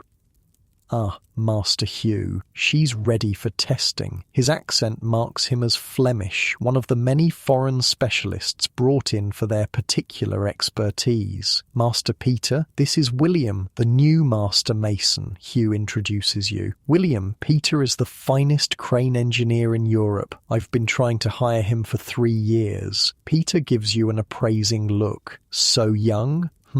Well, Hugh has good judgment in most things. Come, see how she works.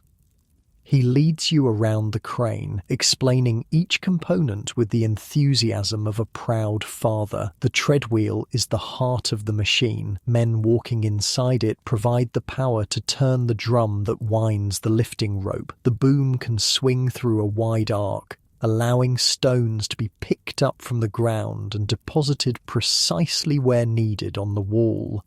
How many men does it take to operate it, you ask, studying the massive wheel. Depends on the weight, Peter replies. For the heaviest stones, 8 men inside the wheel, 2 to operate the brake, 1 to direct, so 11 total. You do the mental calculations. 11 men per crane, operating continuously throughout the day. That's a significant labour commitment. But the alternative is trying to drag massive stones up ramps, slower and possibly more dangerous. Let's test it, Hugh suggests. We have those cornerstones ready. The cornerstones for the keep are the largest single pieces in the entire castle. Massive blocks specially cut to form the perfect 90-degree angles upon which the entire structure depends. Each weighs close to a ton. Workers attach heavy hemp ropes to the first cornerstone, threading them through an iron hook hanging from the crane's boom. Other men climb into the treadwheel, taking positions on the steps inside. "Ready," calls Peter. "Walk." The men in the wheel begin to walk, their weight causing the wheel to rotate. The drum turns, winding the rope, and slowly, incredibly, the massive stone begins to rise from the ground. It's a wonder to behold. A stone that would require 40 men to drag up a ramp now rises smoothly through the air, guided by just a few hands. The men in the wheel strain with the effort, their faces reddening, but the mechanical advantage of the tread wheel multiplies their strength tenfold. "Stop," Peter calls when the stone hangs 6 feet above the ground. "Hold steady." The men in the wheel freeze in place, holding the stone suspended. Peter shows you the brake mechanism, a simple but effective arrangement of wooden blocks that can be tightened against the wheel rim to hold it in position. "Now we swing," Peter explains, directing men to push the boom around its pivot point. The suspended stone describes a slow arc through the air.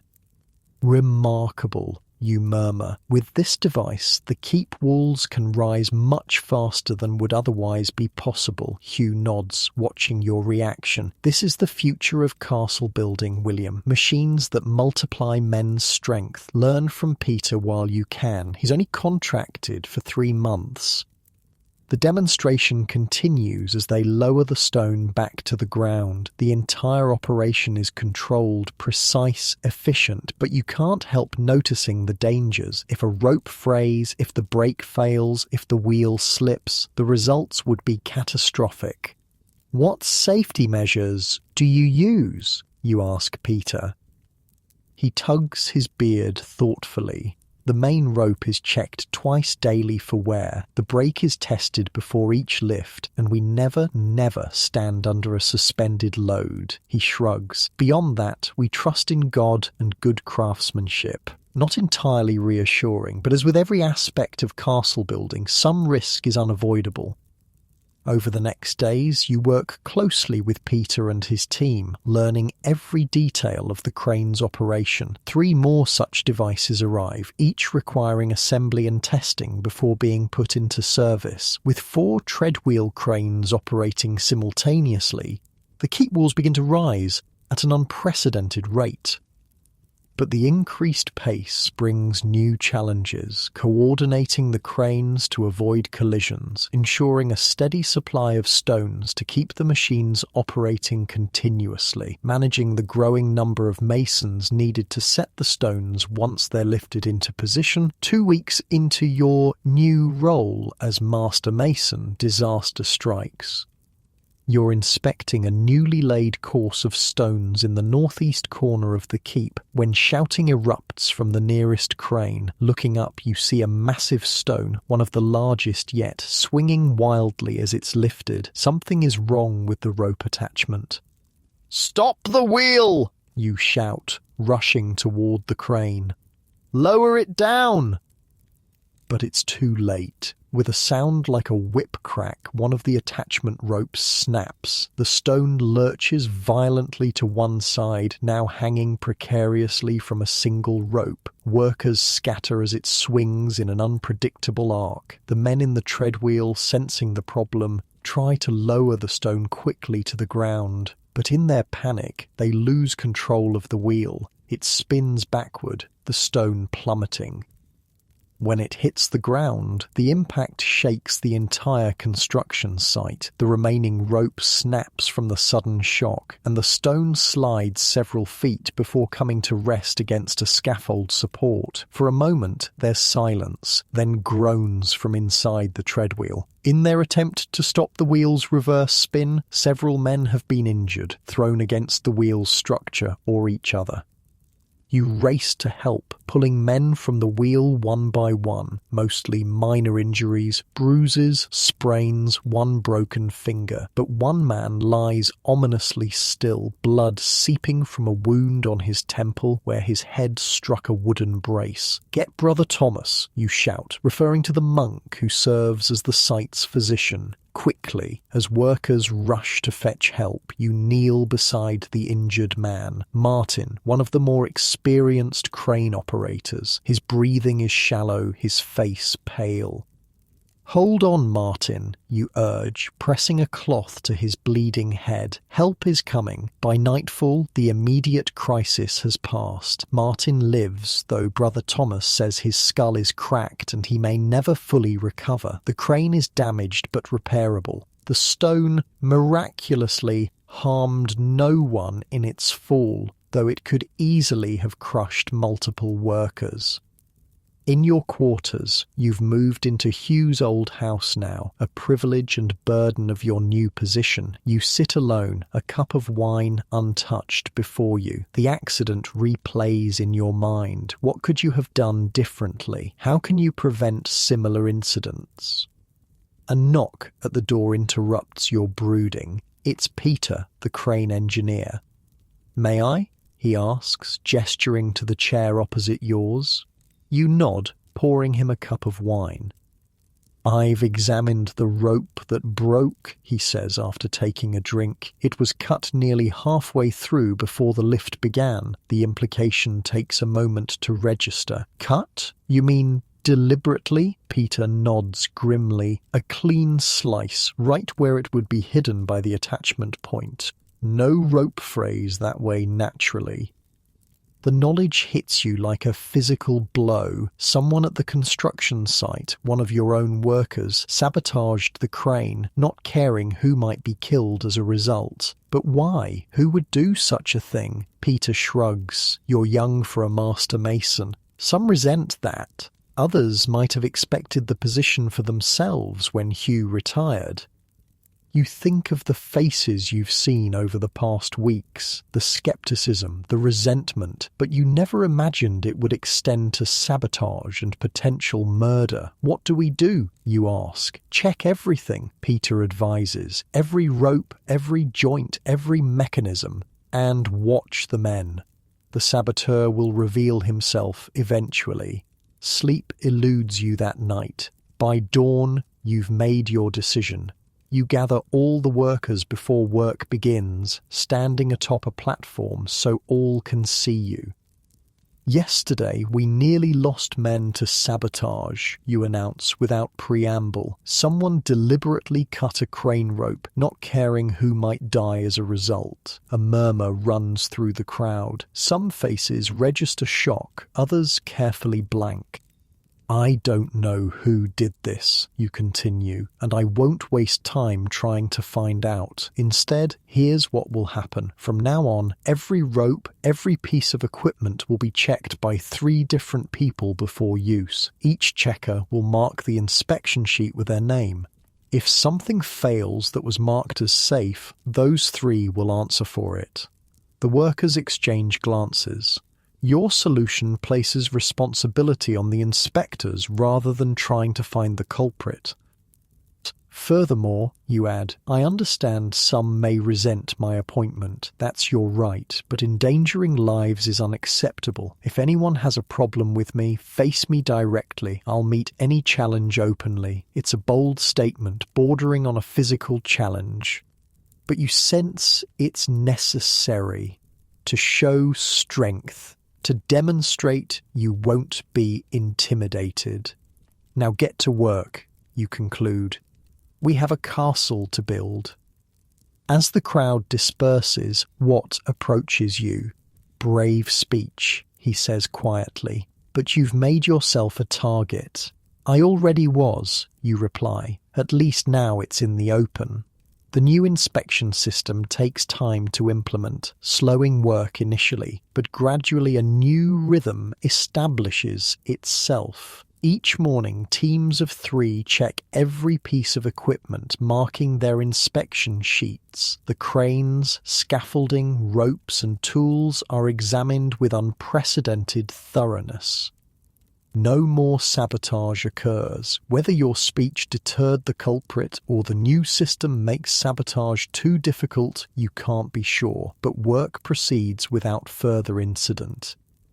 The treadwheel cranes prove their worth as the keep walls rise steadily. The massive stones that form the core of the structure could never have been placed without these ingenious machines. You develop a deep appreciation for their mechanical elegance, for how they transform human muscle power into lifting capacity far beyond what would otherwise be possible.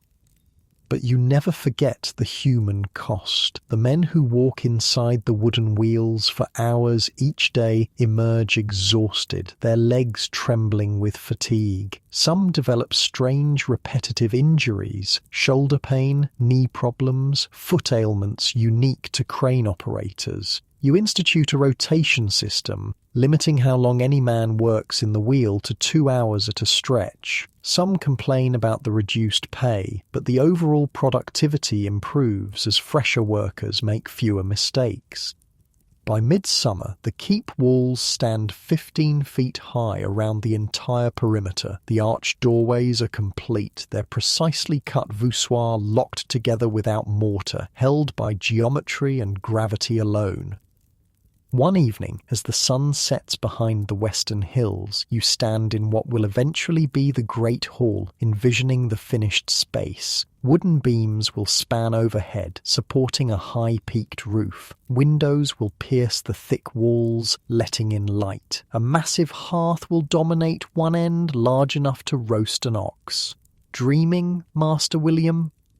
You turn to find Robert, the head of the rough masons, watching you with an amused expression. He's one of the older craftsmen with decades of experience, who initially seemed most skeptical of your appointment. Planning, you correct him, trying to see it complete in my mind. He nods, understanding. Hugh did the same. He could see the finished castle before a single stone was laid. Coming from Robert, the comparison to Hugh is high praise. Have I proven myself yet? You ask directly. Robert considers the question seriously. To some, others still wait for you to fail. He shrugs. It was the same for Hugh when he started. Youth always has to prove itself to age. And what do you think? I think you handled the sabotage well, didn't waste time hunting witches. Found a practical solution. He gestures to the rising walls around you, and the work continues. That's what matters in the end. His approval, grudging though it might be, means more than he likely realizes. Robert's influence among the craftsmen is considerable. If he's beginning to accept your leadership, others will follow. The next challenge comes from an unexpected direction. A messenger arrives from the king bearing a royal decree. You're summoned to the palace to discuss modifications to the castle design. The journey takes 3 days on horseback. You've never been to the royal court before, and the grandeur is intimidating. Marble floors polished to a mirror shine, tapestries larger than the entire barracks at the construction site, courtiers in silk and velvet who look at your plain woolen tunic with barely disguised disdain.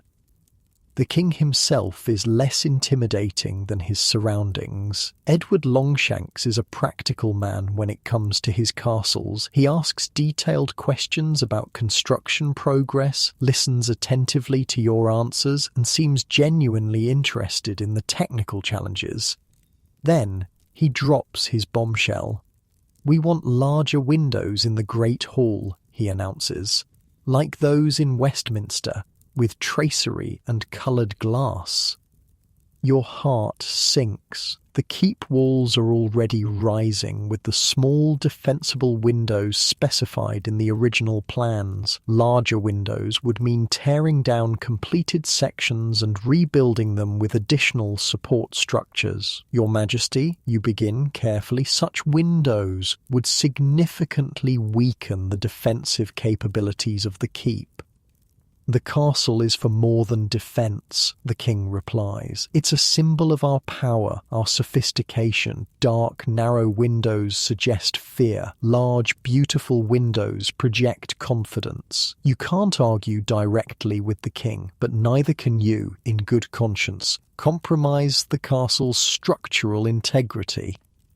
What if we added a separate great hall, you suggest, connected to the keep but with its own thinner walls that could support larger windows? The keep itself would remain fully defensive. The king considers this, stroking his beard. Additional cost? Some, you admit, but less than rebuilding the existing walls, and we could complete it faster. Draw up the plans, he commands. I'll review them when I visit the site next month. Returning to the castle with this new challenge, you spend night after night in the drawing lodge, sketching possible designs for the separate Great Hall. It's the most complex architectural problem you've faced so far, requiring a perfect balance of beauty, structural stability, and defensive capability. When the design is finally complete, you show it to Peter, whose engineering expertise you've come to trust. It will work, he pronounces after studying the drawings. The buttresses here and here will counter the outward thrust from the roof. The window tracery is complex but achievable. He points to the connection between the new hall and the existing keep. This clever 5%.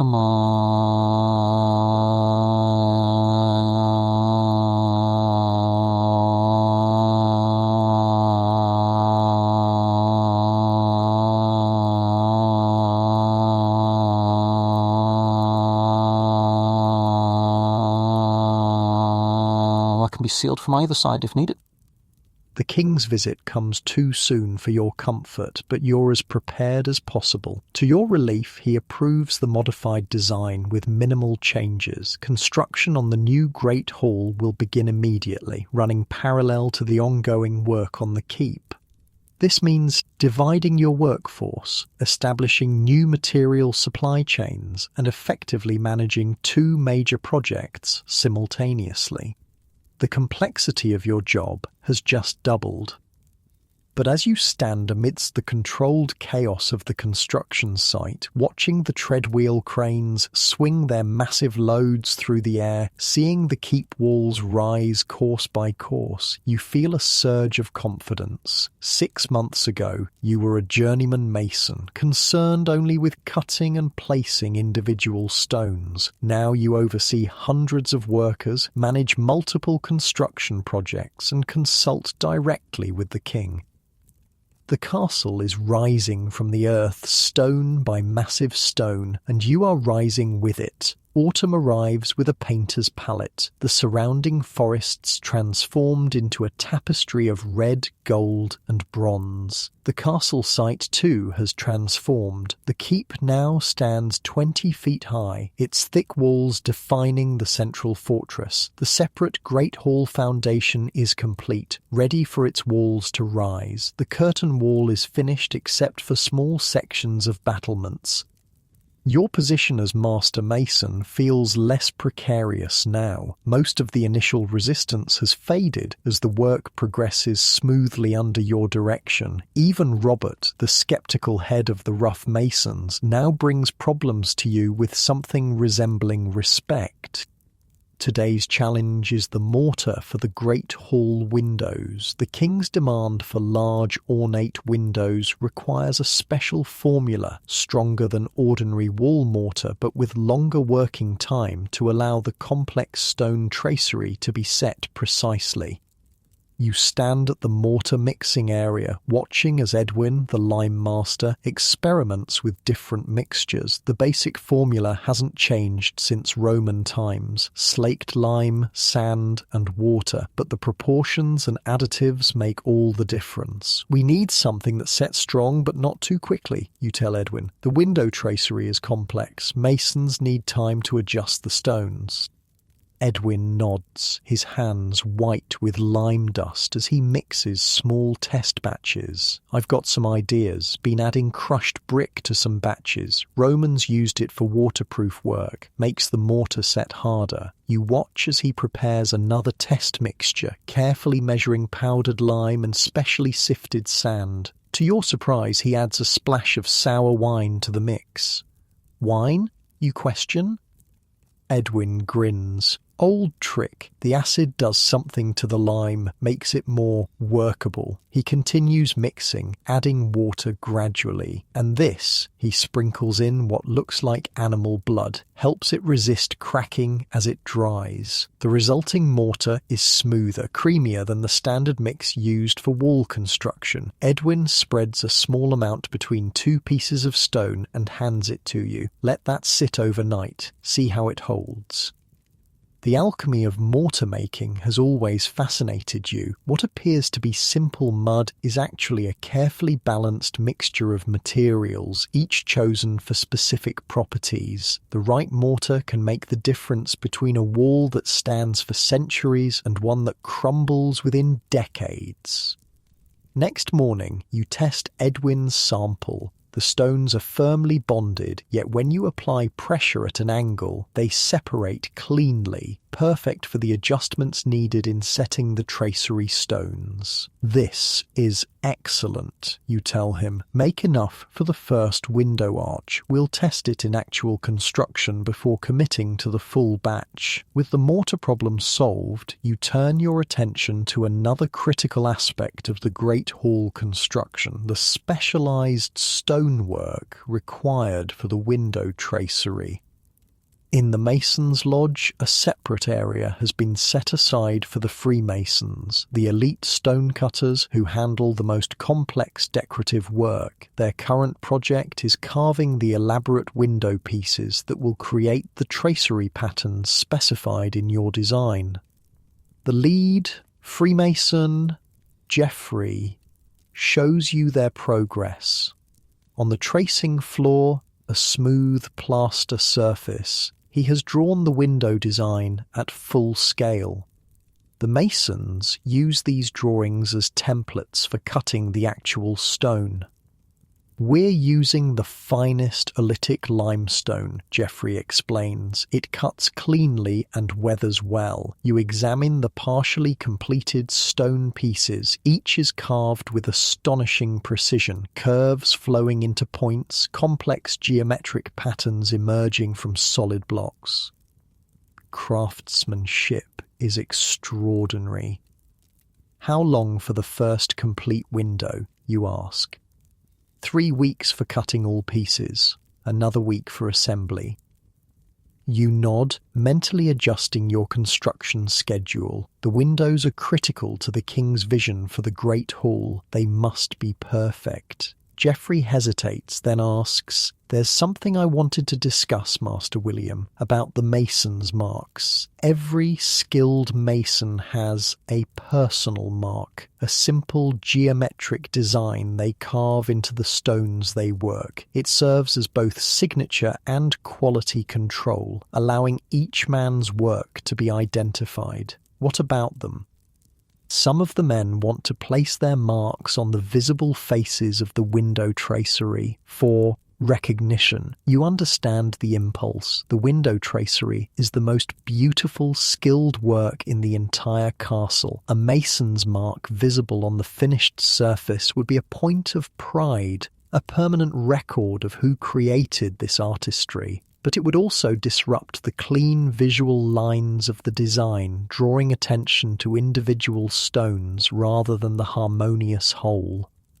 The marks stay on the hidden faces, you decide, as they always have. Geoffrey looks disappointed but not surprised. "I'll tell them. But," you add, "I'll commission a parchment record, every mason's name and mark, documenting who created each window.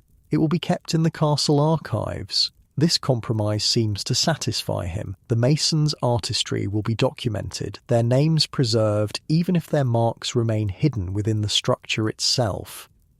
As you leave the masons' lodge, you reflect on the unique position these craftsmen hold. They're not just labourers, but artists, their skills developed through years of training. The castle's beauty depends on them as much as its strength depends on the rougher work of wall building. The next day brings a different challenge, one that takes you back to the quarry. Simon, the quarry master, has sent word of a problem with the stone being cut for the Great Hall columns. The journey to the quarry takes most of the morning. When you arrive, Simon leads you to a section where workers are cutting large cylindrical drumstones that will be stacked to form the hall's columns. "Look at this," he says, pointing to a freshly split block. A dark line runs through the stone, a flaw invisible from the outside but revealed when the block was cut. Iron deposit, Simon explains, runs through this whole section of the quarry, weakens the stone and will rust over time, staining everything around it. You examine the flawed stone, then look at the quarry face. The iron deposit is subtle, just a slightly darker band running through the otherwise cream-coloured limestone. Easy to miss if you're not looking for it specifically. "Have any flawed stones already been sent to the site?" you ask, dreading the answer.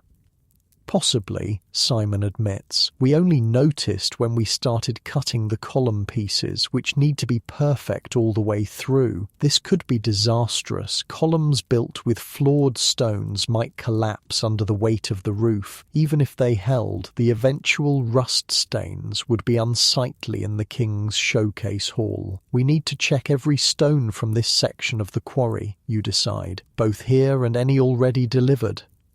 It's a mammoth task. Hundreds of stones will need inspection. Some may already be built into walls, but there's no alternative. "I'll assign my best men to help identify the flawed material," Simon promises. "We can mark the good stone from unaffected areas with a special symbol to distinguish it."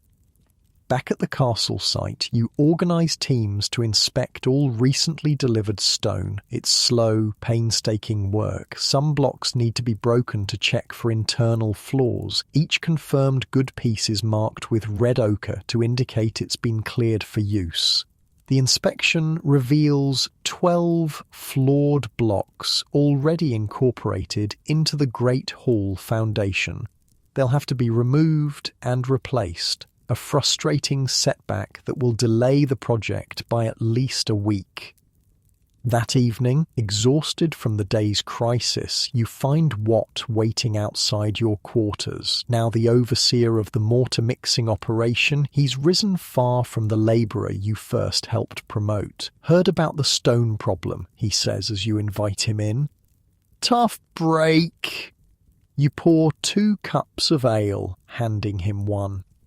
"Could have been worse. Better to find it now than after the roof's in place." "True enough." He takes a drink. "But that's not why I'm here. There's something you should know about the mortar for the eastern section of the keep." A new problem. You suppress a groan. "What about it?" "Edwin's been sick these past 3 days. His assistant, Ranulph, has been mixing the batches." Watt hesitates. "I don't trust his work. The consistency is wrong. Too much sand, not enough lime. I've seen him skimp on the mixing time too."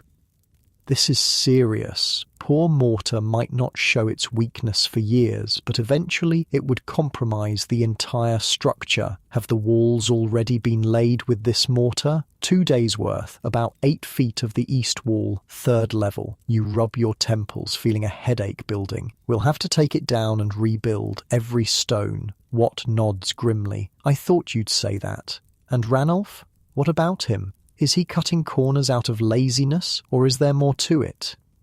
Watt considers this. Hard to say, but he was close with Martin, the man injured in the crane accident. They're cousins, I think. The implications are clear. This could be another act of sabotage, more subtle than cutting a crane rope, but potentially more devastating in the long term.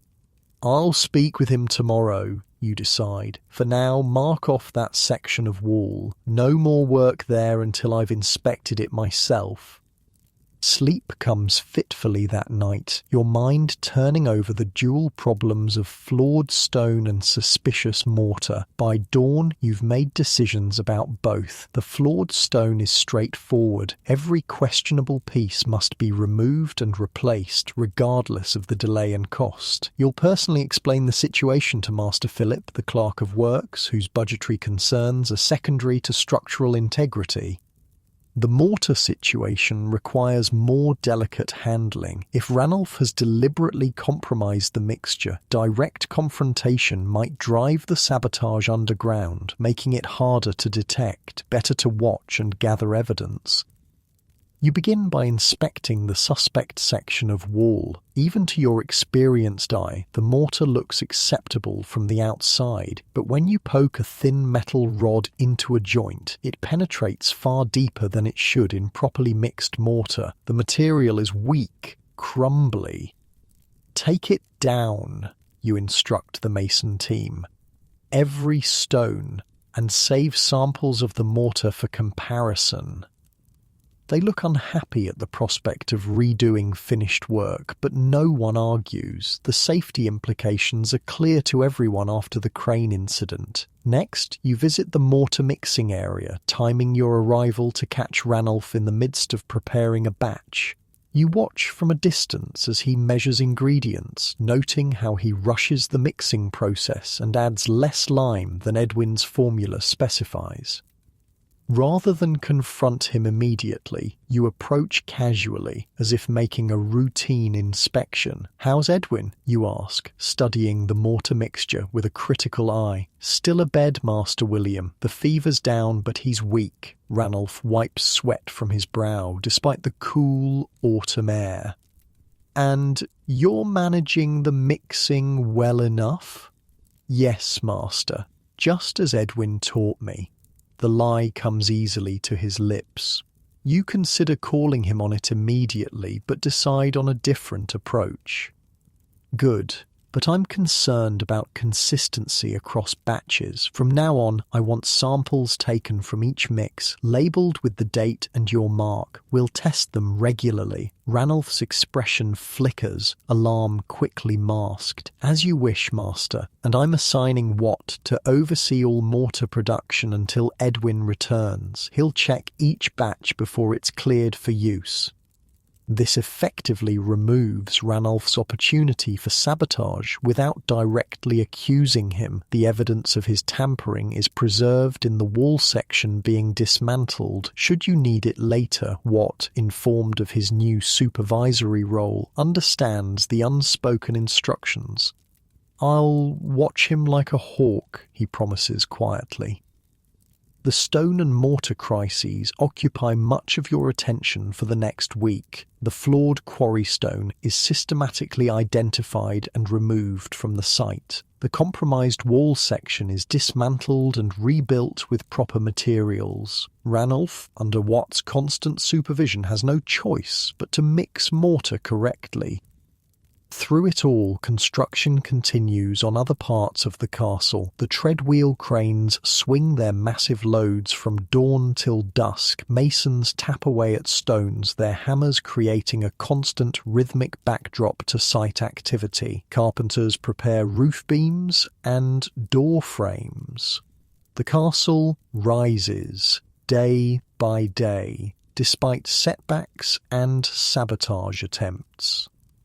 One crisp morning, as frost crunches beneath your boots during your daily inspection, you notice something odd about a newly laid section of the keep wall. The stones are perfectly cut and placed, the joints precise, but something about the pattern seems wrong. You study it more closely and realize what's bothering you.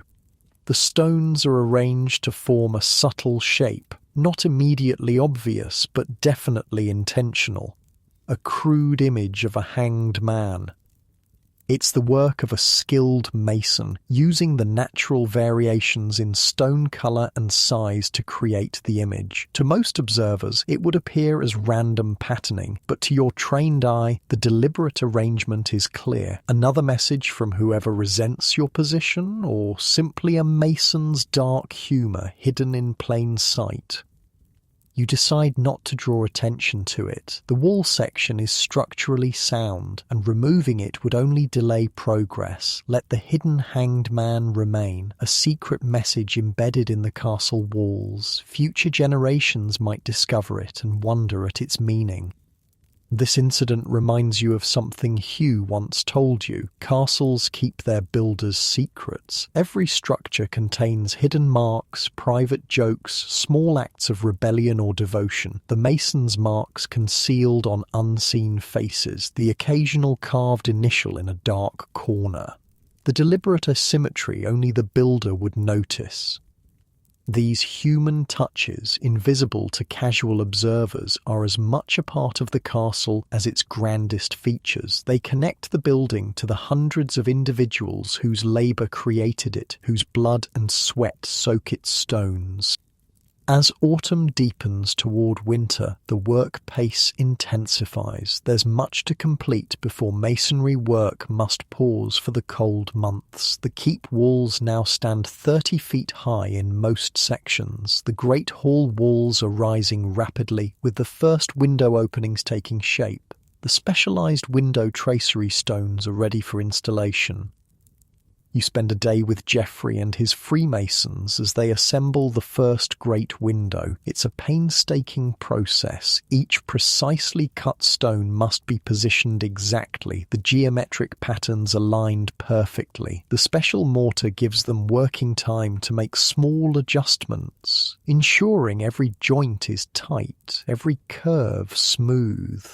"This is the finest work I've ever done," Geoffrey confides as the tracery takes shape. "It will still be standing centuries after we're dust." "If we do our job right," you agree. "Oh, we are."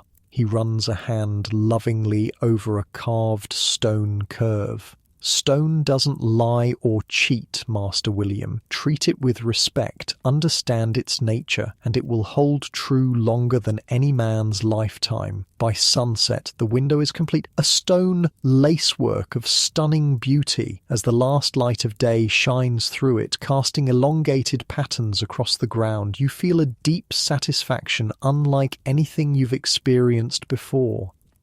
This is why you build, not just for defense or royal prestige, but to create something beautiful that will outlast you, something future generations will look upon with wonder, perhaps never knowing your name, but touched by your work nonetheless.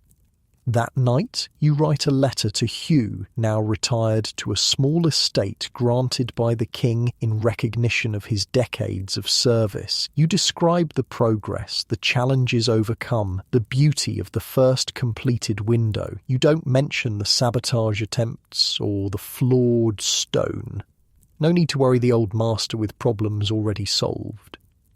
As you seal the letter with wax, you realise how much you've changed since Hugh first took you under his wing. The naive journeyman is gone, replaced by a master mason who understands not just the technical aspects of castle building, but the human complexities as well. The management of personalities and talents, the balance of quality and speed, cost and durability. You've learned to see beyond individual stones to the entire structure, beyond today's work to the legacy that will stand for centuries. You've become what Hugh saw in you years ago, a worthy successor to his knowledge and vision. Outside, the first snow of winter begins to fall, dusting the rising castle walls with white. Soon, the mortar work will pause until spring, but there's still much to do during the cold months. Cutting stone, preparing timber, planning the next phase of construction. The castle rises, stone by stone, through all seasons, through setbacks and triumphs. And you rise with it, growing into the master you were meant to become. 5 winters and 5 summers have passed since you first arrived at the castle site as a journeyman mason. 5 years of blood and sweat and stone. 5 years of deaths and births, triumphs and failures, storms weathered both literal and figurative. You stand now on the highest tower of the completed keep, 60 feet above the ground, surveying your creation. The castle sprawls beneath you, a massive stone organism of walls and towers, gates and bridges, halls and chambers. From this height, you can see the entire structure as a unified whole, rather than the thousands of individual elements that occupied your daily attention during construction. The morning sun catches the coloured glass of the great hall windows, sending jewelled light dancing across the courtyard. Smoke rises from kitchen chimneys. In the outer bailey, soldiers drill in formation, their armour glinting. The castle is no longer a construction site, but a living, functioning fortress. "Quite a view," says a voice behind you. You turn to find Hugh, your old master, making his way slowly up the last few steps to the tower top. He's visibly aged in the years since his retirement, hair now completely white, back more stooped, movements more deliberate, but his eyes remain sharp as ever. "It's good to see you, Hugh," you say, genuinely pleased. "What brings you from your comfortable retirement?" "The king's coming, isn't he? Thought I'd see the finished product before His Majesty claims all credit for it." He joins you at the parapet, gazing out over the castle. "You've done well, William. Better than I expected, if I'm honest." Coming from Hugh, this is extraordinary praise. You feel a flush of pride warmer than any summer sun. "We had problems," you admit. "Some I wrote to you about, others I didn't want to burden you with." "There are always problems," Hugh says dismissively. "The measure of a master is how he solves them." He points to the great hall with its magnificent windows. "That was a clever solution. Separate structure, defensive connection to the keep, best of both worlds." You walk the tower perimeter together, Hugh asking occasional questions about specific features, how you managed the keystone placement in the gate arch, how you resolved the drainage issues in the eastern bailey, how you incorporated the king's ever-changing demands without compromising structural integrity. "And the men?" he asks finally. "How did you handle them in the end?" You think of the sabotage attempts, the resentment that greeted your appointment, the challenges to your authority. "I earned their respect," you say simply. "Not all at once, not all of them, but enough." Hugh nods, understanding the journey compressed into those few words. And now the king comes to claim his castle. Prepared for that? As much as one can be.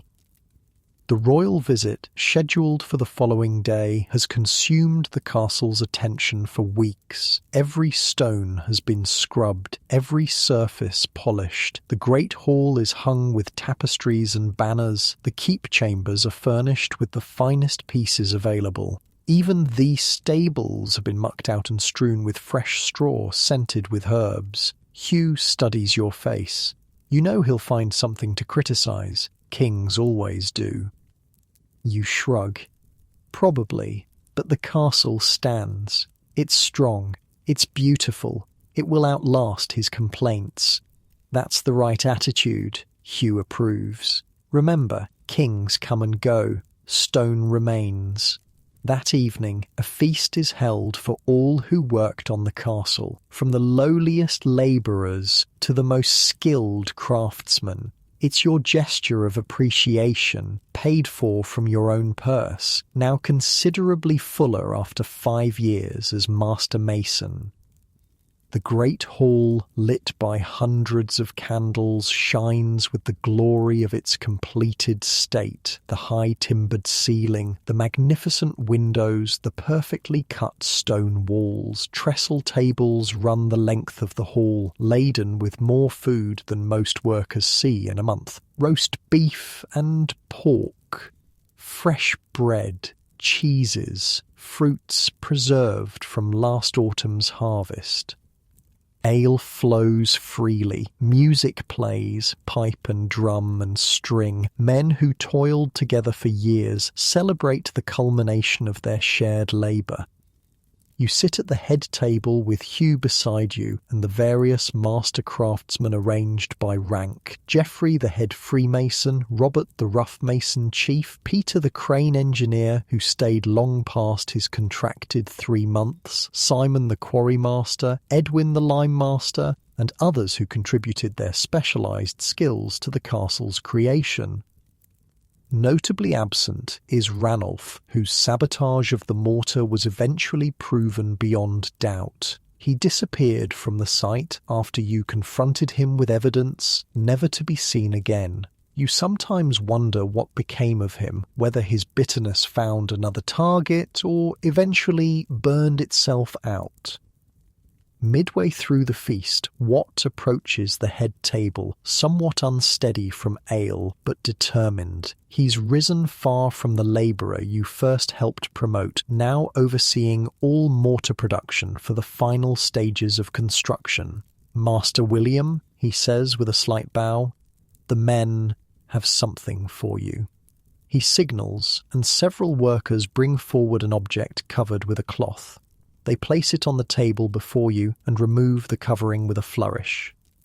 It's a model of the castle, exquisitely crafted in miniature, every wall, every tower, every gate reproduced in perfect scale. You recognise the work of many hands, the carpenter's skill in the base and framework, the mason's precision in the tiny stone blocks, even the blacksmith's craft in the miniature metal fittings.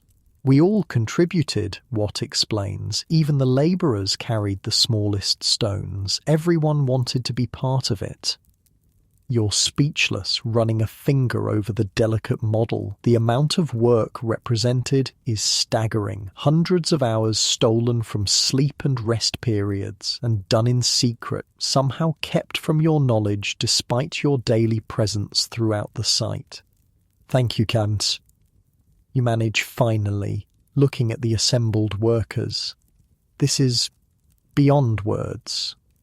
"It was Geoffrey's idea," Watt says, nodding toward the head Freemason. "Said you should have something to remember us by when you move on to your next castle." "The next castle. You haven't thought much about it, so consumed with completing this one. But of course there will be more. Your reputation is made now. Kings and lords will seek your services. This castle, magnificent as it is just the first of what could be many under your direction." The feast continues late into the night. Stories are told, songs sung, old grievances forgotten in the glow of collective achievement. Men who once cursed each other over dropped tools or slow work now laugh together, bound by the shared experience of having built something monumental. You observe it all with a curious sense of detachment, as if already looking back from some future vantage point. These men, from the humblest labourer to the most skilled craftsman, have been your world for 5 years. You know their strengths and weaknesses, their fears and aspirations. You've seen some die, others crippled, many grow from untrained boys to confident artisans. And tomorrow, with the king's arrival, this world dissolves. The construction team will scatter, some to other building sites, some back to farms or villages, some to uncertainty. The castle will pass to its permanent garrison and household, a different kind of community with different purposes. "You're looking melancholy," Hugh observes, returning to his seat beside you after speaking with old acquaintances. "Having regrets?" You shake your head. Not regrets, just awareness of transition. "Ah," he understands immediately. The post-completion feeling. I know it well. 5 years of single-minded purpose, suddenly fulfilled. It leaves a void. Exactly. You're grateful for his understanding. Who else could comprehend this strange mixture of triumph and loss? "It passes," Hugh assures you, "especially when the next challenge presents itself." Morning dawns clear and cold, a perfect autumn day for the king's arrival. From your chamber window, you can see the royal procession approaching, a long snake of horses, soldiers, courtiers, and wagons winding up the valley toward the castle. You dress with care in your finest clothing, still simple by noble standards, but made of good wool and cut well. Around your neck hangs the silver chain of your office as Master Mason, presented by the king himself when you were officially appointed. The castle gate opens to admit the royal party. Trumpets sound, soldiers stand at attention. Every detail has been planned and rehearsed for this moment when the king first sees his completed fortress. Edward Longshanks, tall and imposing despite his 60 years, his once red hair and beard, now streaked with grey, rides through the gate on a massive black warhorse. His gaze sweeps the castle walls, the towers, the bailey where he's received. You can read nothing from his expression. The formal ceremonies begin. The king is welcomed by the castle's new constable. Speeches are made, keys are symbolically presented. Through it all, you stand to one side, neither noble enough to be central to the proceedings, nor low enough to remain entirely in the background. Eventually, the king requests a tour of his new fortress. This is your moment. As Master Mason, you will guide him through the castle, explaining its features, answering his questions, accepting his judgment on your work. Your Majesty, you begin as the tour starts. The castle design incorporates all the latest defensive innovations while also providing the comfort and grandeur befitting your royal status. For the next 2 hours, you lead the king and his entourage through every significant part of the castle, the massive gatehouse with its multiple portcullises and murder holes, the outer and inner baileys, the barracks and stables, the keep with its secure chambers, and finally the great hall with its spectacular windows. The king asks penetrating questions throughout, revealing a deep understanding of military architecture. He notices details others would miss, the slight angle of the arrow loops to maximize defensive coverage, the carefully planned fields of fire from the towers, the hidden access routes that allow defenders to move between positions without exposure. In the Great Hall, he stops before one of the magnificent windows, studying the stone tracery with its complex geometric patterns. "Exceptional workmanship," he comments. "Who created these? Geoffrey, your Majesty, and his team of Freemasons, 5 years apprenticeship plus 10 as journeymen before they could attempt work of this quality." The king nods. "Find this Geoffrey. I have other projects that could use such skill." Your chest swells with pride for your craftsmen. Royal recognition is rare and precious. Geoffrey's future is secured with those few words. The tour concludes in the keep's great chamber, where a meal has been prepared. As you make to withdraw, the king gestures for you to remain. "Master William," he says when the servants have left and only his closest advisors remain, "your work here exceeds expectations. This castle is both beautiful and formidable, precisely what we required.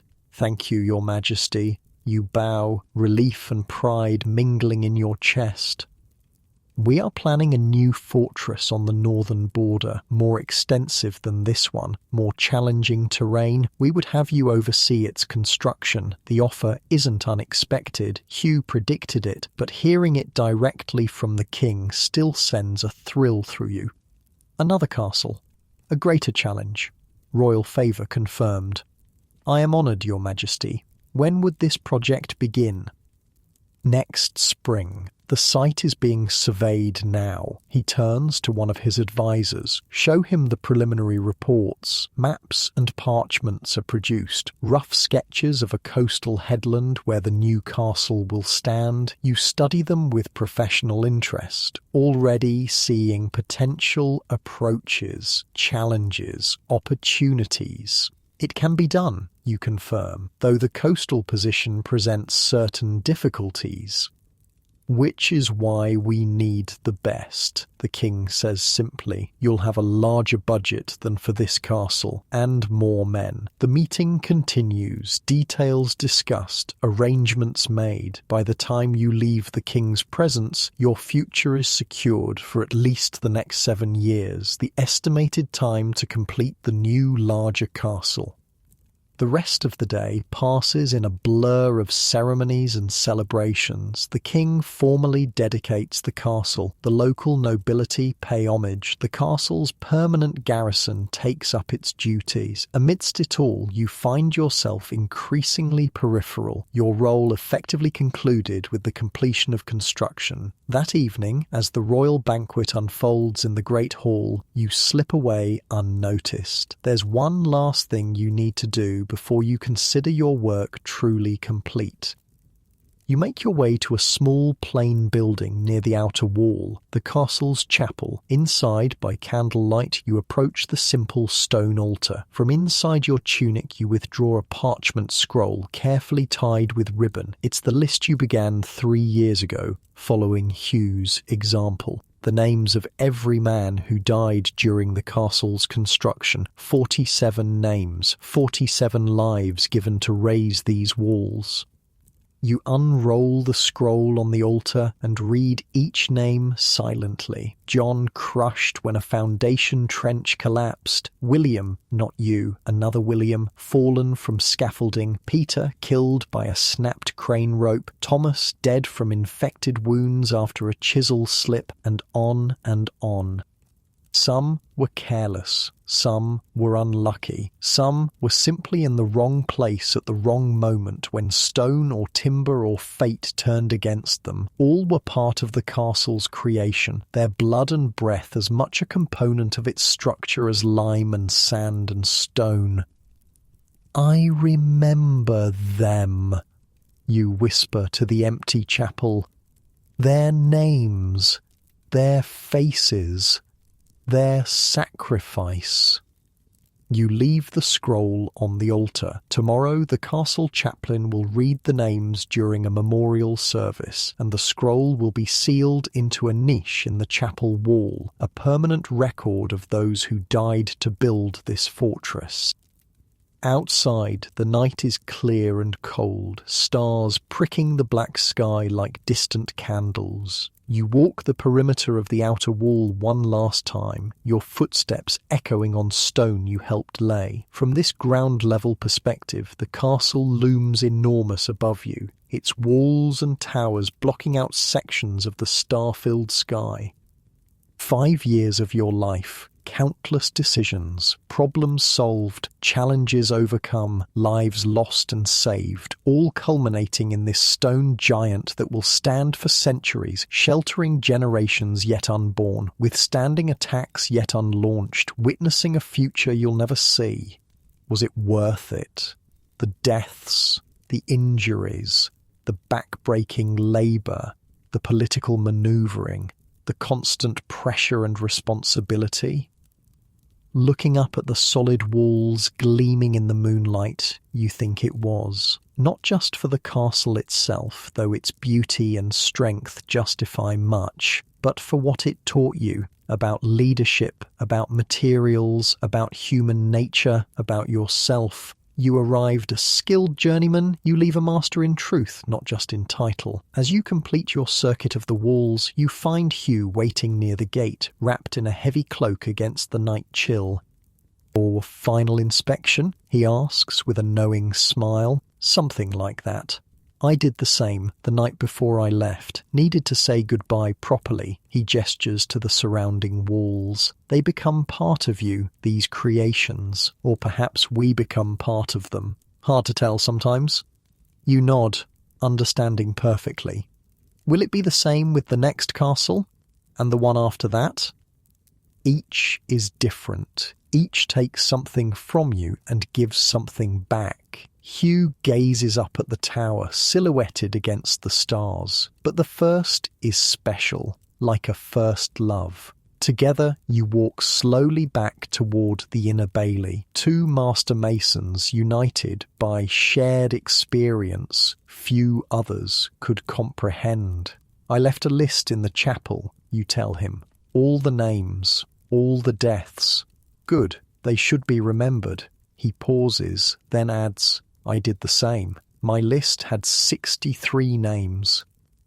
I had 47. You did better than I did then. There's no bitterness in his voice, just acknowledgement of a painful truth. Still too many. Yes, always too many. You reach the keep where your respective chambers await. Tomorrow will bring the formal handover of the castle to its permanent constable. The day after, you'll begin preparations for your journey to the northern coast and your next great project. Get some rest, Hugh advises. The king will want you sharp for tomorrow's ceremonies. As he turns to go, you ask the question that's lingered in your mind since his arrival. Why did you really come back, Hugh, just to see the castle? He looks at you, his weathered face softened by the torchlight. To see what you made of yourself, William. The castle, yes, but mostly you. The simple honesty of his answer touches you deeply. This man who found you as a journeyman, who taught you, tested you, trusted you with his life's work, he came to witness your triumph, to see his faith in you justified. Thank you, you say, meaning it for far more than just his presence here tonight. Hugh merely nods, understanding all you don't say. Good night, Master William. That night, as you lie in your chamber, sleep comes more easily than you expected. Perhaps it's the physical and emotional exhaustion of the day. Perhaps it's the satisfaction of completion, of approval, of success, hard-won and well-deserved. Or perhaps it's simply that for the first time in 5 years, the weight of the castle no longer rests on your shoulders. The stones are laid, the walls stand strong, the work is done. As consciousness fades, you seem to hear the castle itself, not just the normal creaks and settlings of a large structure, but something deeper, the whispers of all who built it, who died for it, who poured their skill and strength into its creation. They speak through the stone, through the mortar, through the timber and lead and iron. They tell of struggle and triumph, of pain and pride, of simple workers whose hands shaped something magnificent and eternal.